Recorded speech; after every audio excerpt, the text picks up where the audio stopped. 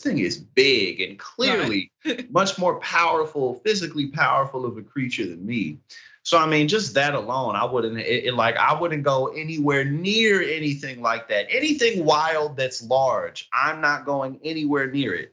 So I mean, but I guess you know what they say about common sense not being quite available out here. Right, and you've got a whole lot more common sense than the people who are being featured on the Instagram account Taurons of Yellowstone, which documents this special breed of visitor. I mean, look at them right there. I mean, you're just waiting for the water to come out. The post is today was the first time in Yellowstone for my husband and I. We were visiting from Australia. I couldn't believe it, but yes, I saw Taurons with my own eyes. People taking photos off the boardwalk and next to the hot spring. At one point, they like kill you? Yeah, at one point the guys were pretending to warm their hands with the steam. Unfortunately, it was not quick enough or close enough to capture. Here's another one: a guy taking a close-up of a bison surrounded by bison. This Turon got lucky. This bison is still pretty young. If it was an older bull, he would have most likely been knocked into Timbuktu. Even a female bison could kick his arse. Please keep at least 25 yards from these bison. There's absolutely no reason to be this close. Do you really need a pick up into bison nostrils? The Turon's license plate was sent over to the park along with this video. Especially, he's holding a real camera. Just use the zoom feature, sir. But bisons aren't the only wild animals that city slicker tourists should be wary of. Last month, a few drunken tourists in Big Sky, Montana learned, and I can't believe this was a lesson they needed to learn, but they learned not to mess with moose. Well, get the away from it, you idiots. Let it be wild. Don't have to like. Jesus fucking Christ! You guys must be the dumbest people I've ever met in my life. Come on. Go ahead, touch it. Go ahead, try. Go ahead, try. See what happens. See what the happens. See how long that leg will go. Get the away from the moose. You're wishing it would hit me right now. Yeah, I am. Me and Hoppy might hit both of you guys. No problem. A little closer. If the moose don't. A little closer. Go on. You guys are idiots. Get him. Yeah, get him. Yes. Get him. Get him. All I could say is they got what they deserved. Yeah, and moose are like 8 feet tall at the shoulder. But even on the bison, it ain't no. Not only do you not need to be in a bison's face, there's no point of being in a person's face unless it's like a sexual situation or something. And there's like literally no need to be that close to a person, let alone a monstrous creature that isn't a human and knows that. So, you know, but hey, you know, you got to learn the hard way sometimes. Well, thanks for joining me today, Jackson. Everybody check out Jackson's videos on Rebel HQ. That's all the time we have today for the watch list. But don't forget to stick around because the main show's coming up next, and be back same time, same place tomorrow for more watch lists on TYT.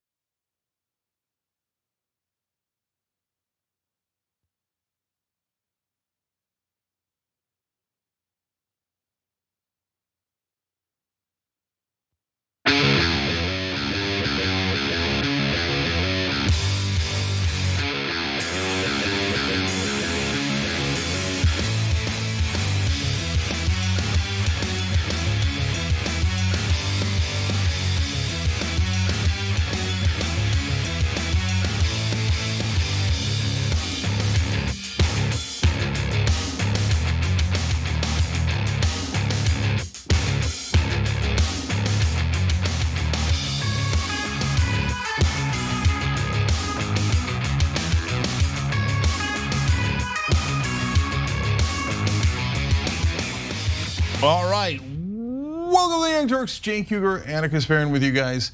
We have a lot of substantive news, and then we have some goofy news because it's America, it's life, it's 2023. These things happen. How should people pronounce their own names? Falling down, is it a tremendous problem? Do we have to do something about it in America?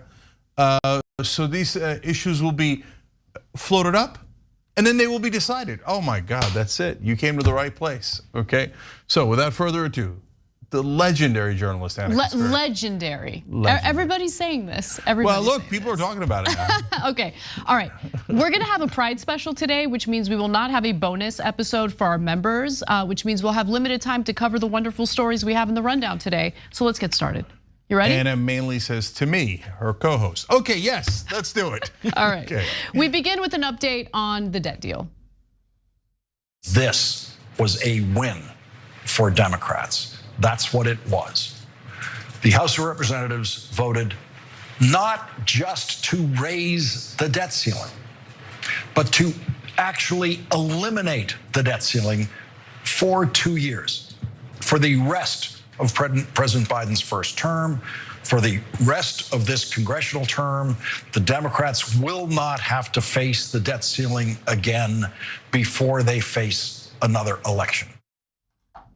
On MSNBC, Lawrence O'Donnell celebrated the fact that Democrats conceded to everything Republicans wanted in the debt deal. But since, Biden was willing to make a deal with the devil, he did get something in return, something that he thinks is worth it.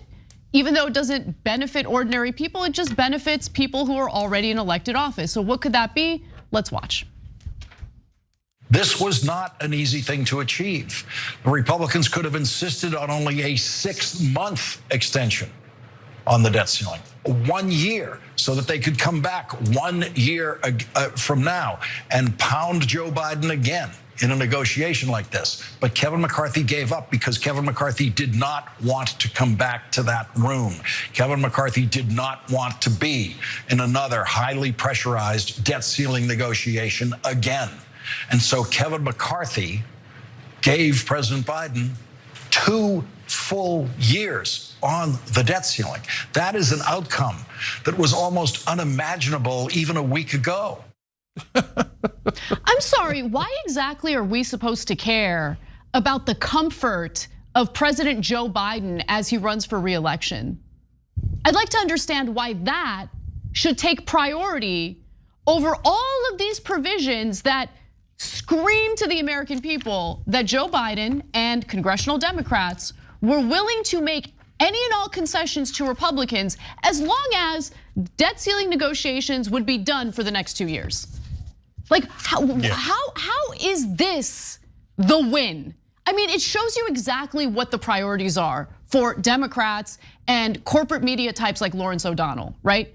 Who cares about making it more difficult, implementing more obstacles for people in need when it comes to obtaining what we have left of our social safety net? Who cares about that? Who cares about the new pay-go rules that will impact the executive branch, essentially making it impossible for the Biden administration to do anything through executive order? And we know nothing gets passed through Congress that would actually benefit ordinary Americans because of the way Congress works. They like to point to the filibuster in the Senate for all these reasons why they're not able to pass the legislation they campaign on. I mean, it's just,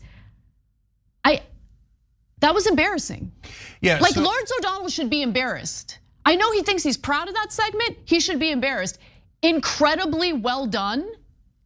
I know you're gonna go off, Cenk. I'm just trying to get my point in before you go off, and you should go off because this is ridiculous. Yeah, so I actually know Lawrence O'Donnell a little bit personally because I worked at MSNBC. I was one of their hosts, as he is. Is he as dumb in real life? No, he's actually a very smart guy. Oh, shocking. And he's super fun at parties, really, really good guy. That segment was deeply, deeply deceptive. And it was meant to be deceptive. And it's not like Lawrence doesn't know because he is a smart guy. So I watched the whole thing because I was curious where he was gonna find the win because I know what's in the bill, I know what the substance is, and the score was basically 8-0. The Republicans got all these different things that we outlined for you the other day, cut after cut after cut, and the Democrats got exactly zero in the bill. No, be fair, Cenk. Yeah. At least Biden doesn't have to engage in debt deal negotiations for 2 years. So they got something. I mean, it doesn't benefit you, but it benefits Joe Biden, am I right? Yeah. So then I was looking to see what Lawrence's arguments were, because he's, again, smart guy. So what's the points that he's gonna make? The first point he made is, well, look at the numbers. The numbers tell you who won, and more Democrats voted for this than Republicans did. So we have that clip? We have that clip. So let's show you that, and then I can come back and explain all the lies in the segment. Let's watch. If you're wondering who won the debt ceiling deal, the proof is in the vote in the House of Representatives. The total vote was 314 in favor, 117 opposed. 165 Democrats voted for it. 149 Republicans voted for it. 71 Republicans voted against it, and only 46 Democrats voted against it. More Democrats supported this bill than Republicans, because this was a win for Democrats. So let me address that in a completely different way, okay? So he didn't mention any of the policies, the entire segment, because he knows for a fact that they got routed on policy. $30 billion off of the COVID relief, $20 billion off of IRS funding, a freezing cap on spending, and goes on and brutal, absolutely brutal. No wins for Democrats, none, zero. Oh, well, we got an exemption on the thing that we didn't even need to negotiate, so we didn't need to get a half a win on SNAP. He gave away work requirements, which they said they would never do, okay? So instead, Lawrence says, and unfortunately this works for the MSNBC audience, he says, since more Democrats voted for it than Republicans, by definition, it must be a good thing, because Democrats gave it to you, and Democrats are angels. And Republicans are bad guys. Angels, bad guys, good cop, bad cop. Hey, what happened at the end? Oh yeah, the rich won everything and they took it all from you. The donors won everything. And so my interpretation of the same exact fact pattern is, so you're telling me more Democrats voted for a Republican bill than Republicans. But that's a fact. The Democrats didn't ask for the debt ceiling fight. And I think secretly they did, but technically, according to Lawrence O'Donnell, they're pure as the driven snow, they're saints. They didn't want this debt ceiling fight, and they didn't want to give away all these things to Republicans, but somehow more Democrats voted for it than Republicans did. I wonder if that doesn't mean the Democrats won. It means they're on the same goddamn team. 165 for Democrats, 149 for Republicans. Corporate Democrats and corporate Republicans. It was always meant to rob you. We were right from day one. We showed you exactly what they were gonna do ahead of time. We told you they would do this deal. We told you the Democrats would get absolutely nothing out of it. We told you the Republicans would celebrate while saying, oh golly gee, we didn't get enough. And we told you the media would paint it as a victory for Biden when he literally got absolutely nothing. All right, the last two arguments that he had were, well, we got rid of the debt ceiling for 2, he said, we got rid of it. And I was like, we didn't get rid of the debt ceiling. Then he's like, for 2 years.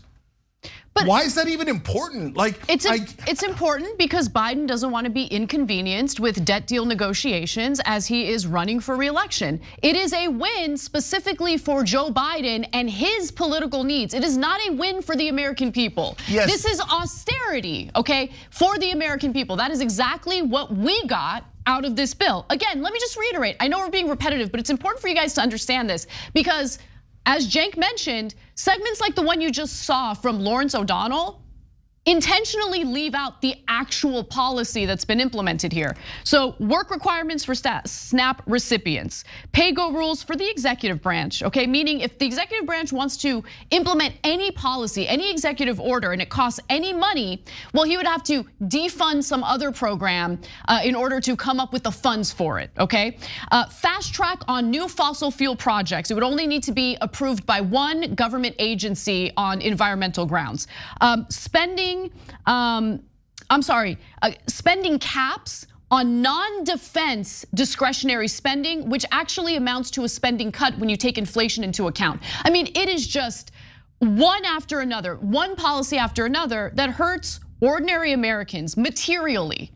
And they're trying to sell it to us as if it's a big win by the Democratic Party. I gotta say, Cenk, real quick, before we get to your next point, if it's such a big win for Democrats, why is progressive Mitch McConnell in the Senate saying that he can't wait to vote for it? He can't wait to approve this policy, which has just been voted in favor of in the House. Let's watch. House Republicans' unity gave them the upper hand. They used it to secure a much needed step in the right direction.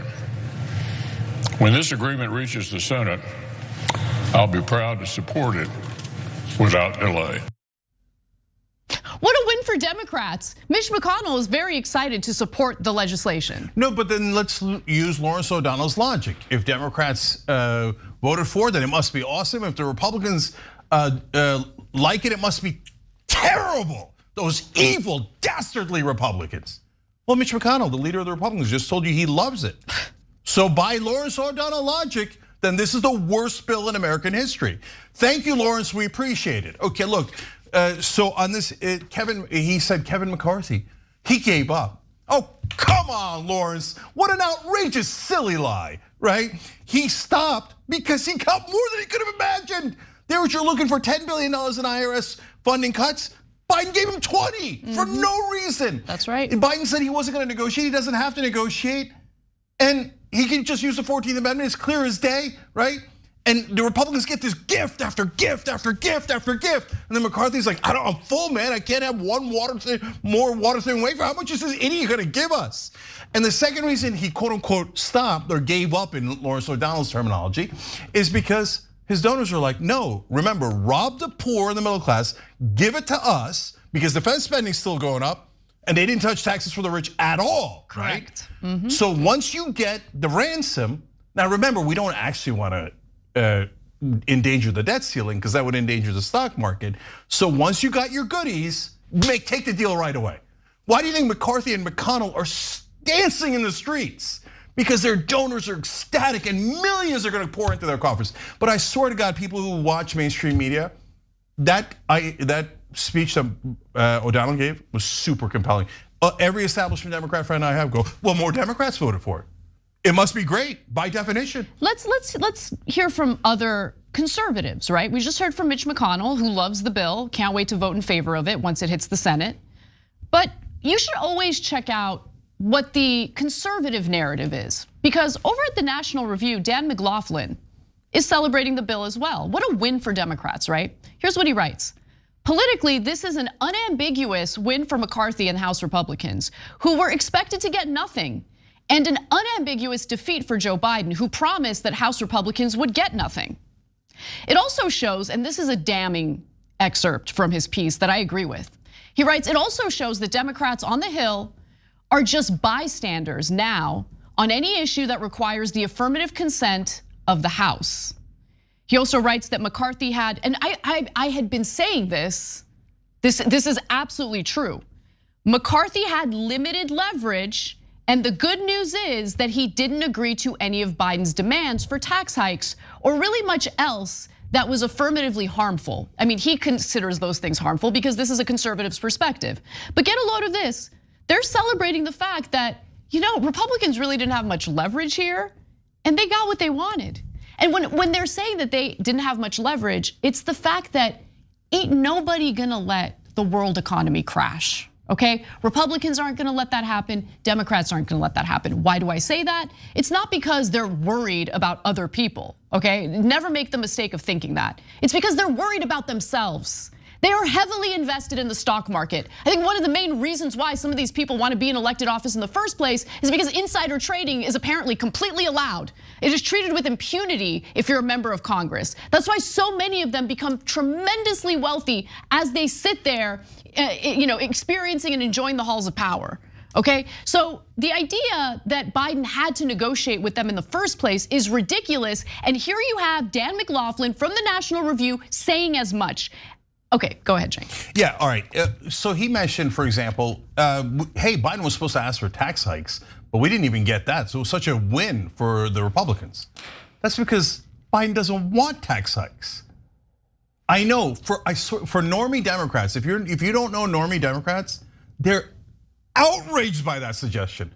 They're like, Biden is an angel. They descended from heaven down to here to bestow us this great bipartisan compromise. And you guys are still complaining. But guys, and the thing is, look, this is the same thing. And by the way, because of this, always remember this. When we get really mad and frustrated and we're also kind of amused at the right wing for believing the utter crap on Fox News. And you think, oh my God, look at how dumb they are. Are they? Because he's perfectly smart people on the Democratic side. As soon as the media says, what a great deal that we got nothing and they got everything. They go, oh, that's a great deal. I love that deal, man. You know, more Democrats voted for it. More Democrats voted for it. So Biden never even asked for tax hikes. A normal compromise, even if you were gonna get into this negotiation, which you should have never gotten into, right? You go, okay, well, I'll do those cuts if you give me tax increases. That's how a compromise works. But we got nothing other than the one thing that O'Donnell mentioned and we now mentioned several times. We said, well, now we're not gonna talk about the debt ceiling for 2 years. But that was the original hostage. So you've heard that hostage analogy a lot. Let me finish with this, completing that analogy, right? So a bunch of criminals break into your home and they hold your family hostage. And then you give them this, that, the other. You say, oh, take my bank account, take all the clothes, take all the computers, take 2 of my family members, take all this. And Lawrence O'Donnell does a segment. What a win, the hostage takers will not come back for 2 years. I mean, they're gonna come back in the 3rd year if a Democrat wins, and they're gonna take more hostages and more family members and all of your money. And you got nothing in return, you didn't even call the cops. But we're gonna say you just obliterating your own side is a win because you were on that side. Look, if you believe this propaganda, you'll believe anything. All right, we got to take a break. Let's do that. When we come back, we have more news for you, including a pretty awful moment for Biden today that happened to be one of the top Democrats' fears. So that and more coming up.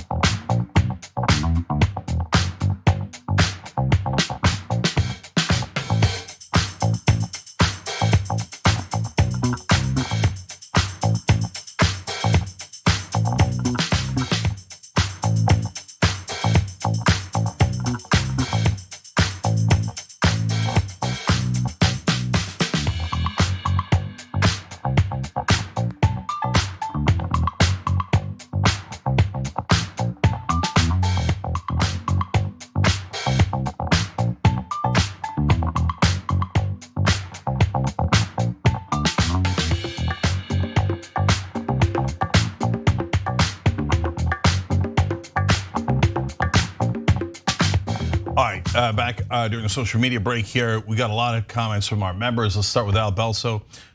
Simple one, I think Anna is legendary. Okay, fair, Al. Thanks, Al. Mountain Dragon says, main show, Cenk and Anna, the best, the strongest, the most ruthless when it comes to the facts. Happy Pride Month for everyone, LGBTQ+, and all the straight people who support as well. All the haters can kick rocks. Let's make this month the best in the world with as much love as possible and try to fight back against hatred and gun violence in this country. All the love. Mountain Dragon, I love that comment. We got the Pride special tonight, right after the main show. So make sure you stay right here when we get to 8 o'clock Eastern, okay? And yes, you take that word and own it, pride. You should be proud. So all these people, oh, you don't want to expose people to your lifestyle. Why not? Well, what's wrong with my lifestyle? There isn't a goddamn thing wrong with it. There is something wrong with you judging it though, and you getting into our lives and trying to nitpick us and criticize us. No deal. Maybe we should look into your lifestyle, see all the things that are wrong with it. Yeah, because straight people are angels, right? They never do anything wrong. It's absurd. Cenk's left tricep of fury says, Cenk supporting the soccer star hairstyle and Anna looking stunning as usual. People are saying. Look, he's saying the people are saying, so the people must be saying it. Okay, Textan says, I wonder if Lawrence O'Donnell really believes all that BS he just said. I used to think he was reasonably sharp. He is sharp. I don't know if Lawrence is lying on purpose. That's it's a giant possibility. The other possibility is, no, they're all in a group think tank bubble and they're like, oh, we lost again. What a big victory for us that we lost everything. And yes, look, man, people lose their minds. You see it with the Trump supporters, and you see it now with the Biden supporters. Just in la land, totally detached from reality. Gavin Marita says, someone called Webster's Dictionary, Lawrence O'Donnell, has redefined the term unconditional surrender to really meaning winning. He has indeed. And his position is indefensible. Show our clip to Lawrence. I don't give a goddamn. Show it to everyone. They have zero argument against it. They are 100% wrong. We are 100% right. Coco Herb says it's disgusting. PBS is doing the same, touting this as a win for Democrats. I've been a sustaining member of PBS for years. Today I canceled my membership. Good for you. I don't get into the whole canceling the membership stuff, etc. But if you're just gonna do a corporate propaganda, what's the point of it at PBS and NPR? A win for Democrats. Is there a single journalist at PBS that said, hey, wait a minute, guys, I actually read the bill? The bill seems like a gigantic loss for Democratic voters. Why are we lying to our own viewers? Actively, ridiculously lying and doing propaganda on behalf of the Democratic Party. And by the way, you're also becoming a caricature and proving the right wing right, that all the media does is shill for Democrats.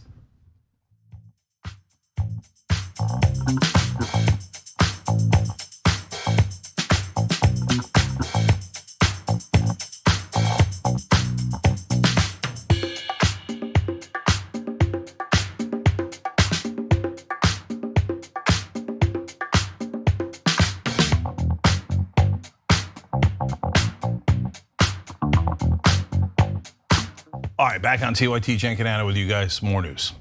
Well, we've got an update on a Supreme Court ruling that you should know about, so let's do it. Imagine you're a newly unionized Starbucks barista discussing whether to strike. You've got lots to think about, but what you probably wouldn't expect to have to consider is whether your union-busting boss, Howard Schultz, is going to sue you for the impact of your strike on Starbucks. For the coffee that gets wasted, or milk that goes sour, or lost revenue from customers who get tired of waiting in line. But if a Seattle concrete mixing company and the US Chamber of Commerce get their way before the Supreme Court this year, that's the crazy position that American unions are going to be in if they want to strike. Well, in a near unanimous vote, the Supreme Court did in fact give the US Chamber of Commerce and the employer in question what they wanted. So let's give you the details. The Supreme Court did vote almost unanimously, with the exception of Justice Ketanji Brown Jackson, in favor of the employer. The case is called Glacier Northwest versus International Brotherhood of Teamsters. And for more context on this case, why don't we go to the next clip featuring the reporting done by More Perfect Union. The case the Supreme Court is considering is called Glacier Northwest versus International Brotherhood of Teamsters, Local Union 174. And here are the facts. After months of contract negotiations, cement mixers at Glacier Northwest decided to go on strike. They drove their trucks back to the company's headquarters and walked off the job. Workers left trucks that had already been loaded with cement running so that the cement wouldn't instantly harden inside the truck's drums. The strike lasted 1 week before the companies reached agreement on a new contract. The issue in this case revolves around what happened next.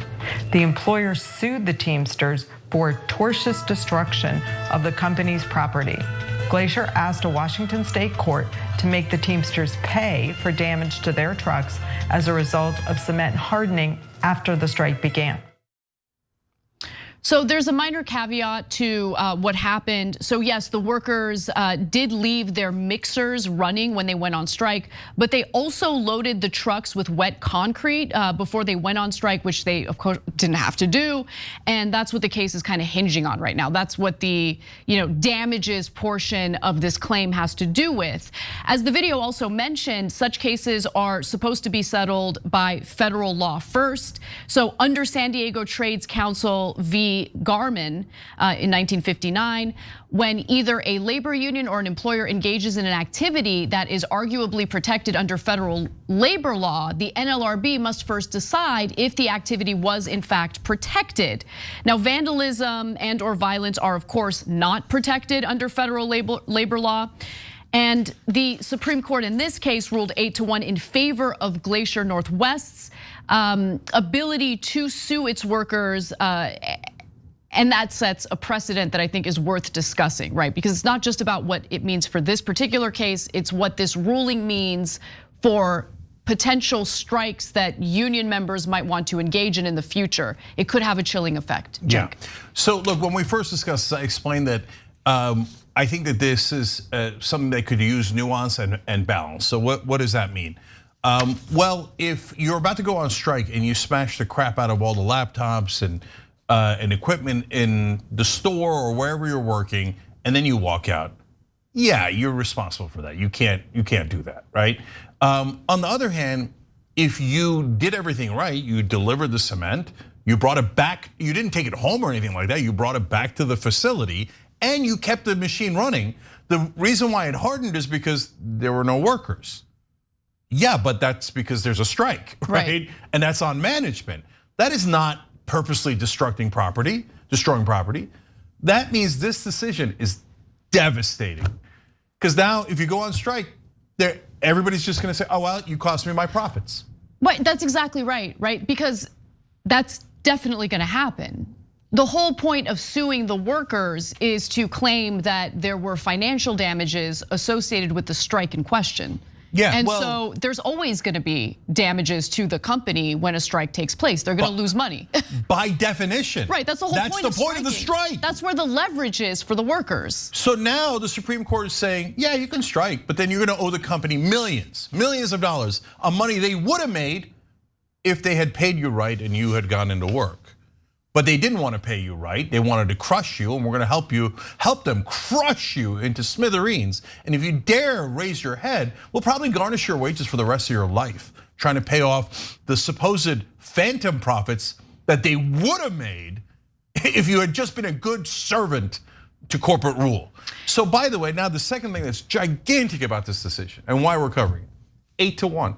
I know. And so for decade after decade, Bill Clinton and Barack Obama bragged openly, we are putting in Supreme Court justices that are business friendly, pro-business. Well, they delivered. And they delivered, nice job. The only one that voted no was Ketanji Brown Jackson. Give credit to Joe Biden on that one. You see us ripping Biden daily, but we always give credit where credit is due. She's the only one that voted no, and that's probably because she just got there and is not a part of groupthink yet. So, but anyway, massive credit to her, and I'm thrilled to show it. I'm heartbroken by Sonia Sotomayor. So all the Obama and Clinton judges stuffed in there, filled with like, hey, we care about social issues. Oh, but corporations have to win on everything. No, but Jake, so congratulations, complete takeover of the Supreme Court. No, but you worded it exactly the way it needs to be worded. That is the entirety of the mainstream Democratic Party at this point. And I can't emphasize that enough. Both parties, because of the flow of corporate money, going to these campaign coffers, they're bribed by the same people, they just are. So you have two pro-corporate parties that just try to differentiate themselves as much as they can on social issues. Oftentimes with congressional Democrats, it's all rhetoric. They don't actually do anything to improve the lives of people that they purport to care about. Disenfranchised groups, historically discriminated against groups, they don't really actually do anything to benefit their lives. Then you look at the Supreme Court and you see the same type of basically branding play out among the so-called liberal justices, where they might be good on some social issues, but when it comes to corporate issues, they tend to side with corporate interests. And guys, this is super important. It's not a conspiracy theory. There isn't a memo written and Sotomayor doesn't go, okay, I have been programmed to do this. I will follow my corporate overlords. No, it's not like that. So how does it work? It's basically the invisible hand of the market. I wrote about this in my book, Justice is Coming. And it's the critical thing is the pre-selection. The game is rigged before the game even starts. So yeah, you see the Clarence Thomas, outrageous corruption with Harlan Crow. But by the way, Sotomayor had something similar as well. But that's not the main issue. The main issue is who picks the Supreme Court justices? Exactly. Oh, the politicians do. And who picks the politicians? Oh, the donors do. The Chamber of Commerce does. So when the Chamber of Commerce says, I now say Obama is an acceptable a presidential candidate. Bernie Sanders is not an acceptable presidential candidate, well, the money flows in a certain direction, and it flows to the Clintons, the Obamas, etc. And then they go, well, now I did promise some things to my voters, and so on social issues, I'll give them something. It'll be a perfect cover story because we don't really care about the social issues. All we care about is the money. The money rules everything. And so they go, okay, I'll pick pro-business guys. And by the time you wake up to the scam we're running, it'll be 8-1. And the Supreme Court will be hopelessly corrupt and you'll never get it back. And by the way, they don't need any decisions after this. You don't have a right to strike anymore. They'll destroy your life if you do. So it's already over. I want to read from Ketanji Brown Jackson, again, the only Supreme Court justice who ruled against the employer and the Chamber of Commerce in this case, graphic 5. Justice Ketanji Brown Jackson dissented, saying the ruling, quote, risks erosion of the right to strike. Jackson pointed to the fact that the National Labor Relations Board issued a complaint after the state court ruling, charging the company with unfair labor practices and saying that the driver's actions were arguably protected. And again, she is the only Supreme Court justice who is actually concerned about the erosion of labor rights if this decision sided with the employer. And unfortunately, in this case, they sided with the employer. Look, always look at the dissents. Justice Byron White in the cases that allowed for unlimited bribery in American politics, decisions in 76 and 78, Bellotti and Buckley, he wrote in the dissent, this is a mortal danger to our democracy. If this goes forward, we won't have a democracy. And he was 100% right. And here, Ketanji Brown Jackson is warning, you won't have a right to strike, because then you'll have to pay millions and millions and millions no matter where you strike. And she's absolutely right, and no one will heed it. And right now, the press is not covering this at all, because the last thing in the world they care about is American workers. Well, they're owned by corporations. Of course, so they're like, yay, corporations win again. And hey, this is the thing the press loves the most in the world, bipartisan agreement. Both the conservative and the liberal justices, both decide to screw you and make sure that corporate rule remains intact. I don't find that to be a wonderful compromise. I find it to be an absolute disaster. Speaking of absolute disasters, we've got this.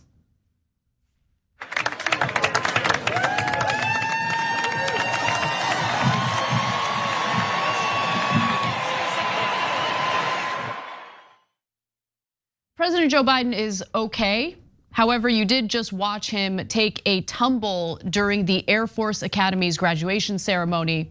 Now, what's interesting about this story, look, I'm not really interested in making fun of him. It's awful when you see elderly people fall like that. It could be incredibly damaging to their bodies. But what is interesting about this is the backstory and the fears that top Democrats allegedly have in regard to Biden literally tripping and falling as he's campaigning. So before we get to that, I do wanna just say that this isn't an isolated incident.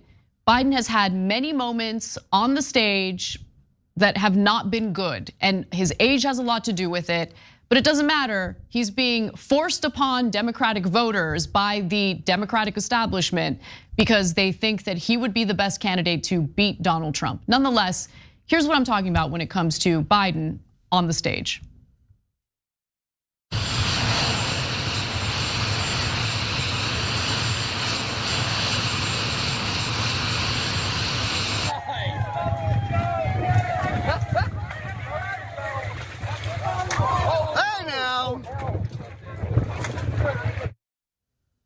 You guys get the point. Okay.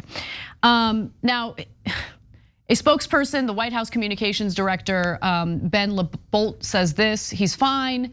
There was a sandbag on stage while he was shaking hands.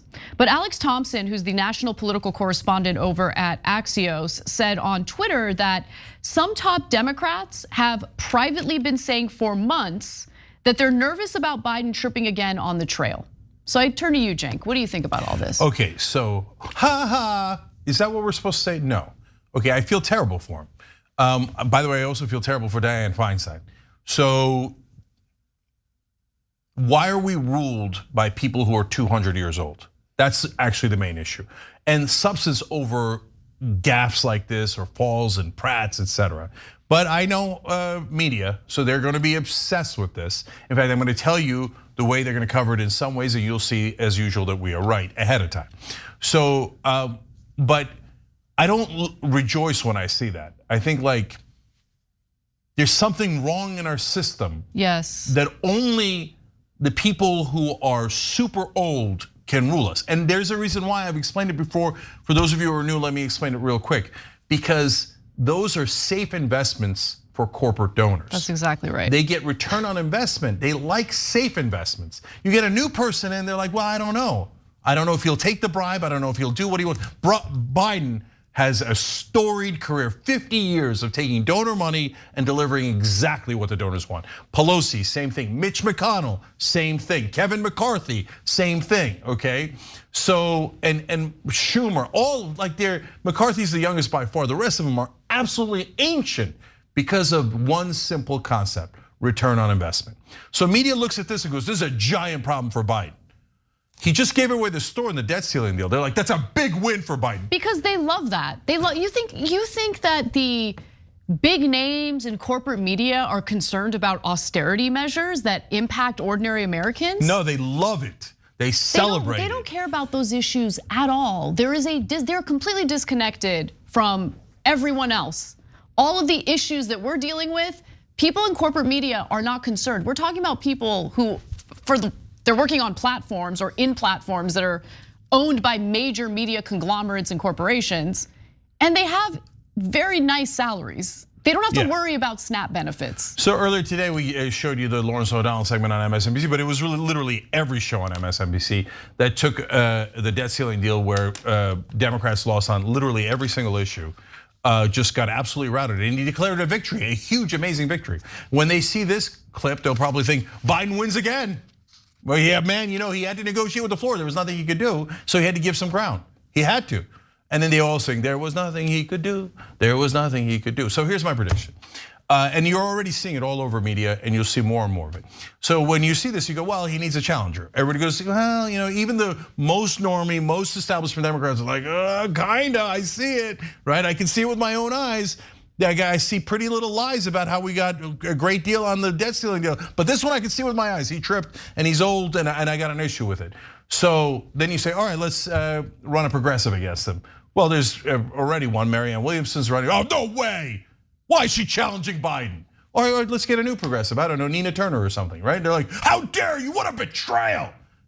At the same exact time, you will see columns saying, Gavin Newsom needs to come in. We need a savior. We need a savior. I will actively work against Gavin Newsom. It doesn't matter, they love him. He has destroyed the state of California. He is a nightmare. And he's a nightmare. He's a slick, rich dude that nobody's gonna relate to, but the establishment loves him. So sometimes you'll see it on the same day. I would vote for a bag of potatoes before I would vote for Gavin Newsom. The country, unfortunately or fortunately, shares your sentiment. But so they will say, if a progressive comes in, that's a betrayal of Democrats, Democratic Party, as if the Democratic voters are being betrayed, right? Marianne Williamson, why is she even in the race? She's so stupid. You see how she treats her staff, and she believes in spiritual stuff. Yeah, that's what you get for being a challenger to Biden. Gavin, please come on, challenge Biden. You got to challenge Biden. You see him trip? Gavin, Buttigieg, give us a corporate Democrat. That's what this is about. That's what this is about. So yeah, he's in bad shape. He's older. I don't blame him for tripping. There was a sandbag. So what? So what? It could have been Bernie, and we love Bernie, right? So don't get on him for that, okay? But get on him for the substance. And yes, we need a challenger, not because he tripped, but not because he's falling down on stage, but because his poll numbers are falling down. He's at 35%. Even if you don't agree with us on policy and you love it when Republicans win on negotiations, okay? And you somehow call yourself a Democrat, that's fine. But he's not going to win, and we all agree to that. There's no one at 35% that's an incumbent that has ever won. So now that you mention that, I think it's important to see how Trump handled the news of Biden's latest fall. Because remember, when Trump sees someone as a political threat, he's pretty vicious. He sees Ron DeSantis as a political threat, and he has been relentlessly cruel to DeSantis, and it's been fun to watch. But weirdly enough, his reaction to this situation, a little different from what I would have expected. So let's go to that video. Here's what he had to say. He's at the Air Force Academy. he actually fell down. Well, I hope he wasn't hurt. I hope he wasn't hurt. But it's the whole thing is crazy. You got to be careful about that. You got to be careful about that because you don't want that. Even if you have to tiptoe down a ramp, you got to tiptoe. It's just like laughable way he talks. Like it's just, anyway, but look, some might say that Donald Trump himself has had quite a few trips and falls while he's been campaigning and while he was president. Maybe he has this moment of self-awareness. Trump never has any moments of self-awareness, okay? I just think the way he reacted to that made it clear to me that he ain't worried about Biden.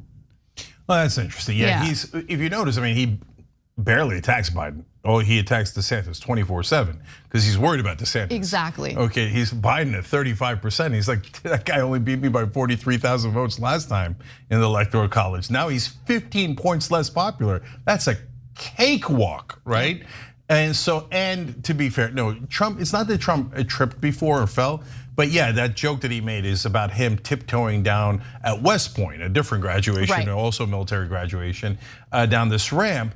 And so he knows that in this case, his house is also made of glass. So it's a rare decision not to throw stones. I know, Jake, but literally today, one of the other things that he said was that, I don't really like the word woke. I don't like the word woke. People don't, if you ask people to define it, they can't even define it. They don't even know what it means. I mean, this is a guy who is going around complaining about woke and wokeness like incessantly. And right? see, that goes to Anna's point. Look, the primary comes before the general election for sure. I get it, right? He's got to worry about the first obstacle, right? But at the same time, like if he was worried about Biden, he'd be like, woke is terrible. I hate woke and everybody's woke and I despise it, right? But he doesn't think Biden's the threat. He thinks DeSantis is the threat. Exactly. And so when DeSantis is using the word woke over and over, all of a sudden Trump's like, what's wrong with woke? That's just a giant ad saying, I'm worried about DeSantis. I don't care about Biden. I'm gonna beat him with a stick. It's gonna be super easy and laughable. And what's sick and disgusting is that it's probably true. All right, we gotta take a break. When we come back, we've got more news for you, including, let's see, what do I wanna talk about next? Oh, the United States government is very, very upset with Mexico because Mexico wants to spend its resources on its own people.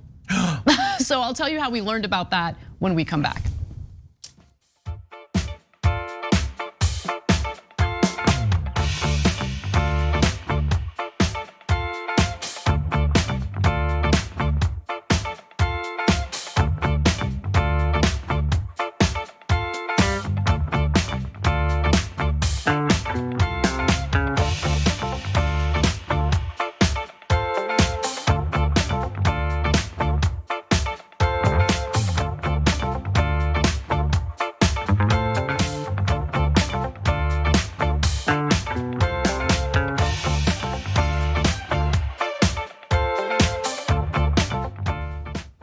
All right, back on TYT. Rob from DC disagrees a little bit with one of the things that we said earlier. This is on Super Chat. PBS provides tons of historical and cultural content as well as documentaries and educational content for kids. Baby/bathwater, Cenk. Yeah, look, I honestly agree with that. PBS, so the PBS NewsHour I like, and I also like I think Frontline is also on PBS if I'm not mistaken. Yeah, it is. Frontline is excellent. It is in depth, it's really good, yes. Okay, it is good. I hear you guys, and we're always fair and give you all the facts. So I appreciate that you're making that defense of PBS and your defense is correct, okay? Having said that, I'm not on your boat, guys, sorry. I know, Jake, but you don't watch PBS and you don't know. I don't. Okay, all right, okay. Great.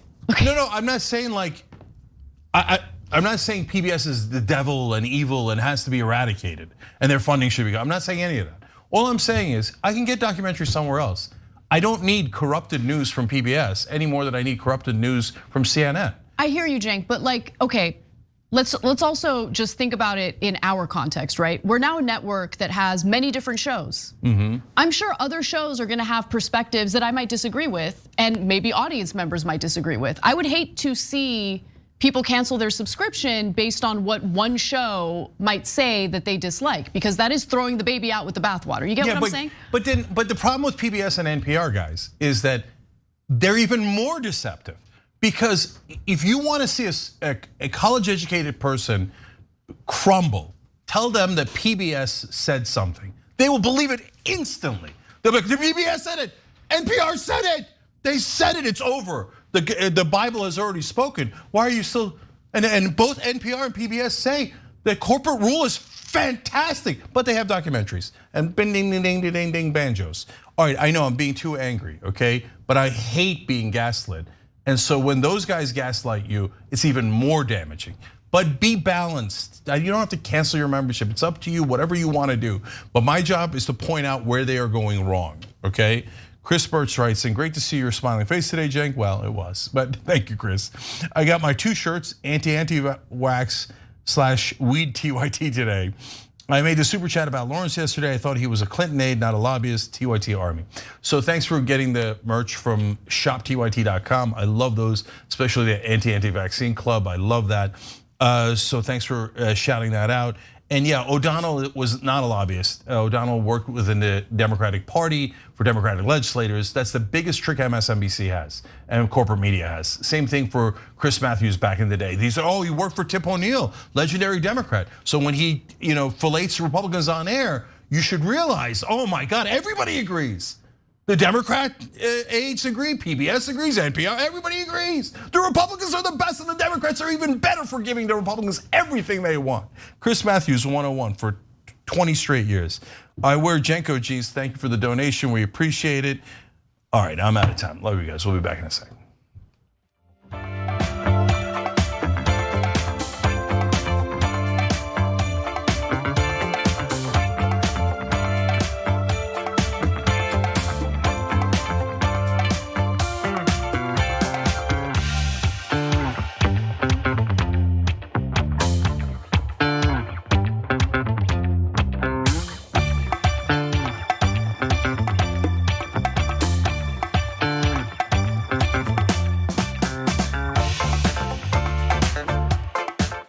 All right, back on TYT, Cenk and Anna with you guys, but also Noel Doe.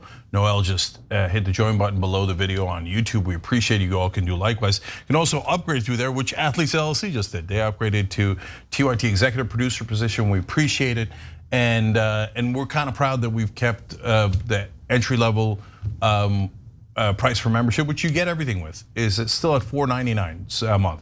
It's like basically a cup of coffee. So if you can, please check that out. Impact's page shows the impact you guys have had on the world through the show, tyt.com/impact. And if you want to join, tyt.com/join. All right, Anna. New leaked documents indicate that the Office of the Director of National Intelligence, or I should say, from the Office of the Director of National Intelligence indicates that the United States government is very upset with the government of Mexico because they have the audacity to want to spend some of their, resources on the people of Mexico as opposed to spending those resources on the priorities of the United States government.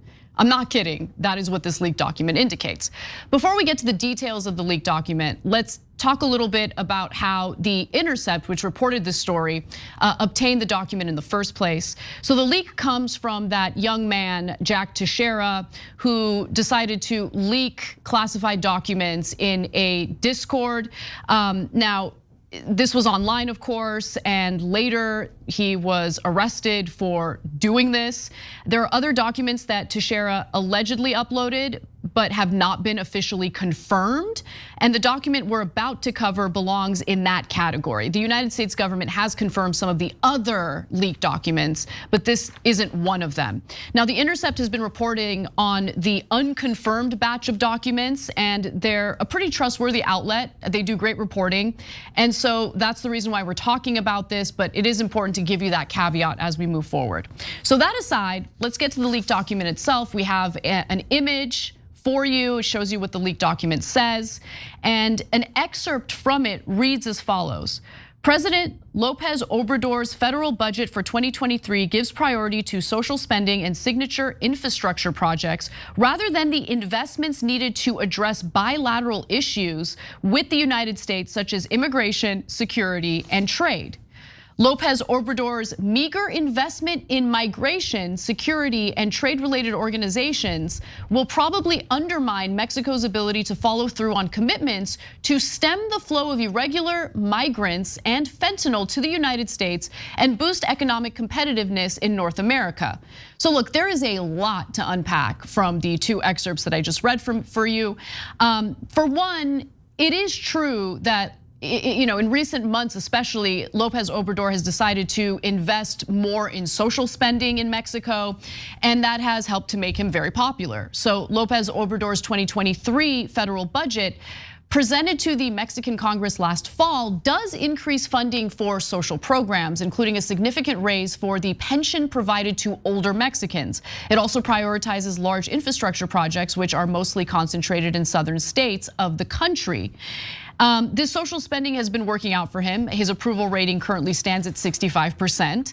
And López Obrador's government has also raised the minimum wage, something that the United States has failed to do since the Bush administration, provided cash and food assistance to older Mexicans, as well as scholarships for students nationwide.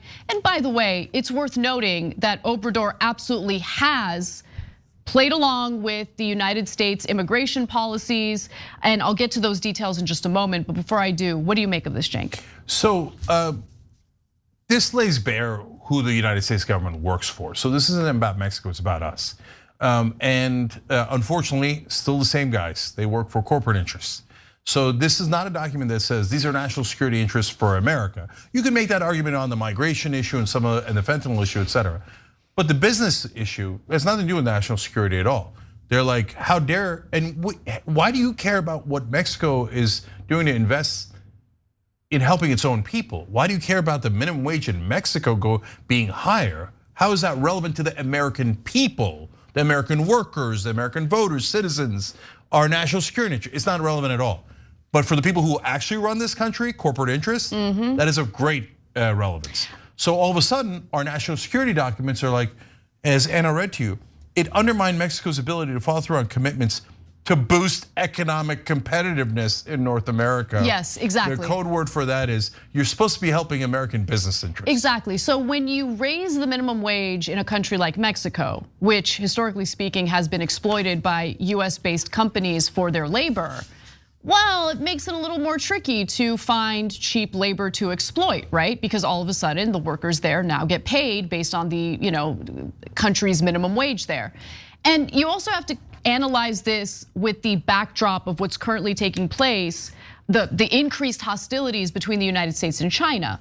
There is this effort to move any type of business activity that US corporations might be doing in China to other countries. Now, obviously, it would be far better if they bring those jobs back here to the United States. But of course, these corporations don't want to do that. They want to maximize their profits by being able to exploit the cheapest labor possible. So a lot of workers in Mexico were utilized for this process. And if their wages go up, that hurts the bottom line for these multinational corporations, for these US-based corporations as well. That's why they talk about competitiveness in North America. Right. Okay, so wait, if you solve the migration issue and you treat your citizens a lot better, we might not get that cheap labor. We're not happy with this at all. But now the second part of it, I think, completely gives away the game. So let me read you something from Earl Anthony Wayne, who served as US ambassador to Mexico in 2011 to 2015. He said, what AMLO has been doing has been investing in infrastructure projects in the south of the country. That's a less of a priority for us because we trade mostly with the center and northern parts of the country where all the productive enterprises are. Interesting.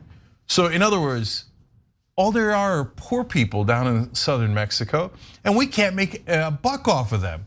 I love this euphemism. The productive enterprises are in the north. So how dare you try to help the southern part of your country when you should be helping the business interests that do business with American companies in the north? By the way, imagine if Mexico said this about America. If they were like, how dare America help the southern states? They're not productive at all to us. We'd rather work with the productive and better northern states that are better at business and richer. We don't want to help the poor people of the red states. I mean, we would lose our minds. We would invade Mexico tomorrow, right?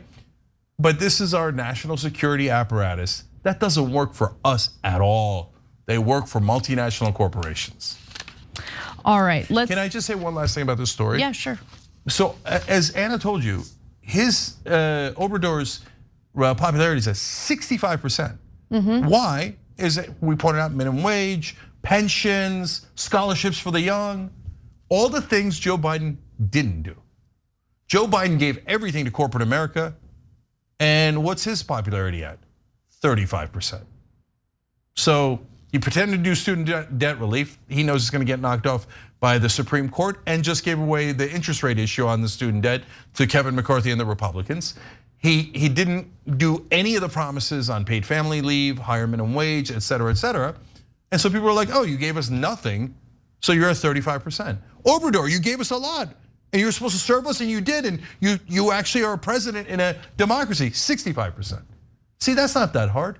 And by the way, Obrador is not a saint. He's done a lot of things wrong, okay?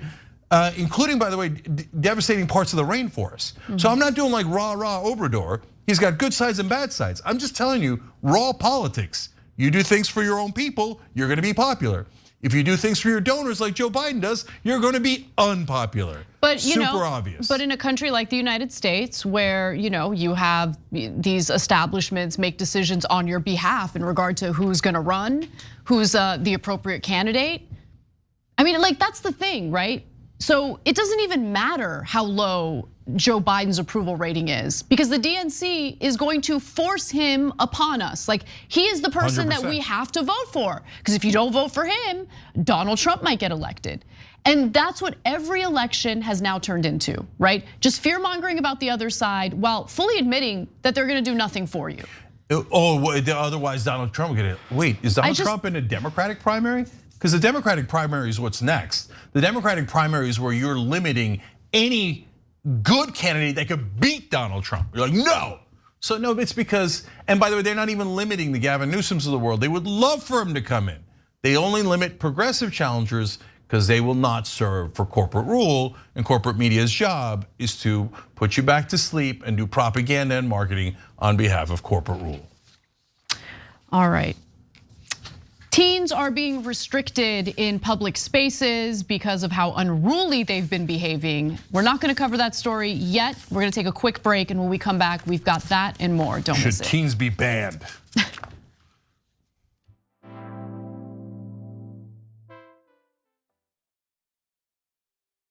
You're about to watch some behind the scenes footage of the Young Turks. Ooh. Now these are partial videos. If you want to get all of them, you become a member, go to tyt.com/join, and you'll get all the behind the scenes of me, Anna, John, JR, a little bit reality show like. tyt.com/join and enjoy this.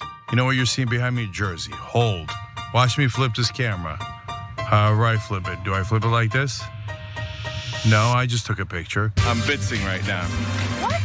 Behind the scenes. Oh, okay. For members? I don't have my face on. She doesn't have her face on, folks. Oh, that's JR's ass right there. You can't take 5 minutes off, can you? No, I can't, Johnny Pie. I said it was live stream, but I was lying. It's not a live stream. It's just for members. Bitsy, this is my cat. You know what his name is? Kiki Cat. Animals are innocent. Control room and the insanity is obviously there. Right now, as you can see, I'm directing or tech directing. I'm so happy to be here. This is what like a Labor Day beard looks like for Cenk. Man, you're a Young Turks viewer if you recognize me like this. Oh, thank you. You are the one person in my life I would love to meet. What's going on, guys? This is a Bitsy or a BTS or behind the scenes with Hassan Piker, AKA Woke Bay. Oh, hi, I didn't see you there. I have finished my show, The Damage Report, and now I get into a really awkward time of the day. When I'm sitting, the control room is right there. So I can see Bart. This is the Pittsburgh office, by the way. I'll refer to often as the boiler room. You see how it's ripped? Is it super unprofessional to wear that at a business meeting?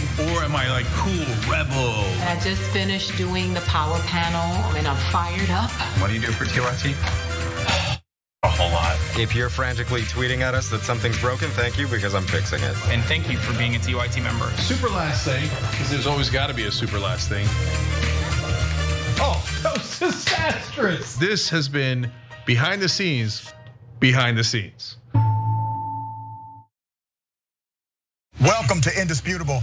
I'm your host, Dr. Rashad Richard. We got a lot happening today. But what do we do on this show? We tell the truth. You know why we tell the truth? Because the truth is simply indisputable. Rashad, great to be here. Congratulations on the new show. And I gotta let everybody know that Rashad and I go way back. Here's the pattern that we see in all of these Karen stories. They think they own stuff they do not own. Now, where does that come from? I don't know, maybe slavery. Maybe they think they should still own black people. This is what happens when Karens weaponize the police.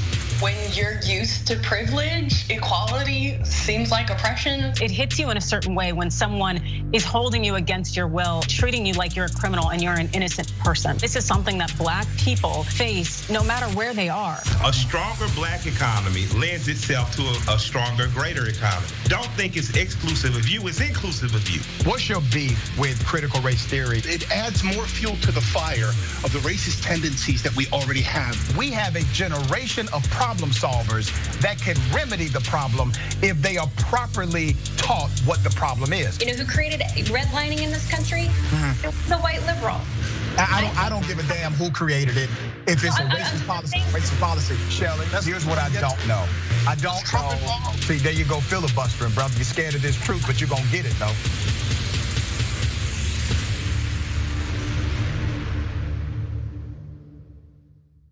We've been around for about 20 years and we have about 20 billion views. Am I proud of that? Hell yeah, I am. We put out 20 billion messages in a bottle. Have we helped to move now 2 generations, millennials and Gen Z, to become progressive? Yes, those numbers are real. We moved generations. Were we the only ones? Of course not. But we have been the largest online news show for now decades.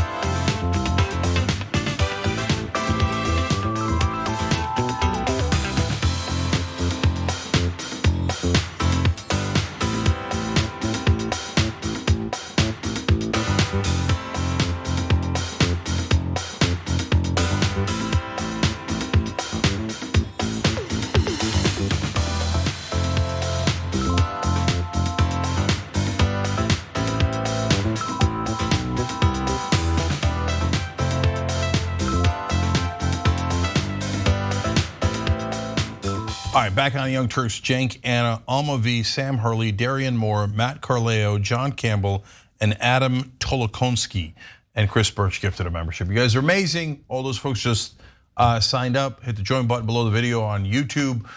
We do this show together when we're stronger together. TYT.com/join as well. All right, Anna, what's next? Well, not a good development when it comes to some of these public spaces. So let's talk about it.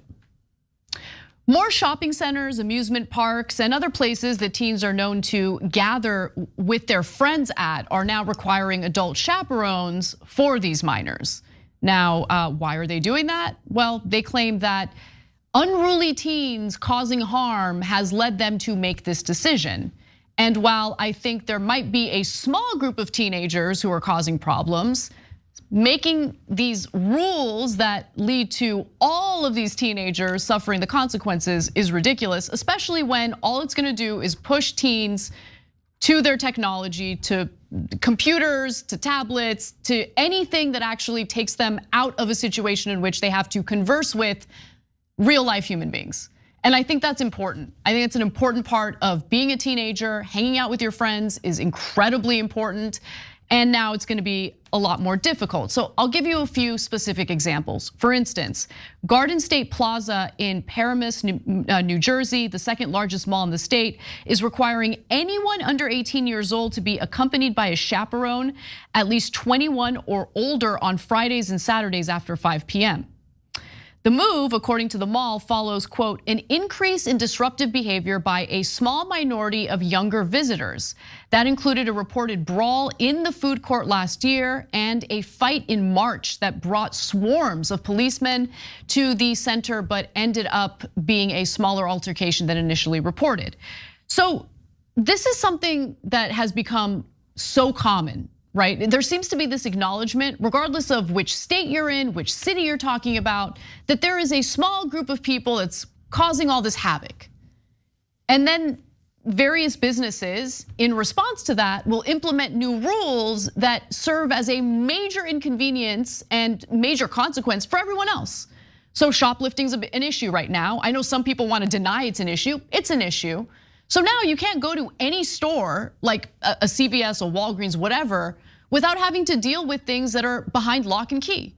You have to wait around for a store associate to come to you and open the cases, open the containers that all of this stuff is contained in because of the shoplifting issue. Everyone else has to suffer the consequences because we've now just agreed to not doing anything about the small group of people causing the problems. Yeah, so I'm split on this. On the one hand, that's a compelling argument, and if you say like, "Oh, you're bothered now because of the shop," yeah, I'm bothered by it, definitely. Yep. Stores are shutting down. People are losing their jobs. It is a problem. So now you want people who steal things to go to jail? Yeah, I do. Kinda, yeah. But first of all, I'm from Jersey. If you shut down the malls, there's nothing left to do. Hey, so I'm kind of kidding around, typical Jersey jokes. You can go to New York, you can go to Philadelphia, you go to beaches, you go to Atlantic City. Having said that, Jersey is kind of known for their malls. Even Kevin Smith, who's from Jersey, did a movie called Mallrats, and that's Paramus, by the way, Anna. You shut down the mall in Paramus, you're gonna have troubles. What did I say? You said it's slightly different. I think I said Paramus. Or something like that, yeah, no. Although you might find your paramour in Paramus. Unlikely though.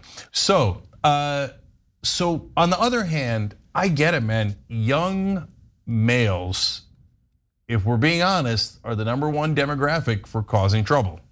And so all this talk in the country about racial this, racial that, etc. No, I'll tell you who commits the most crime: young males, period. Not close.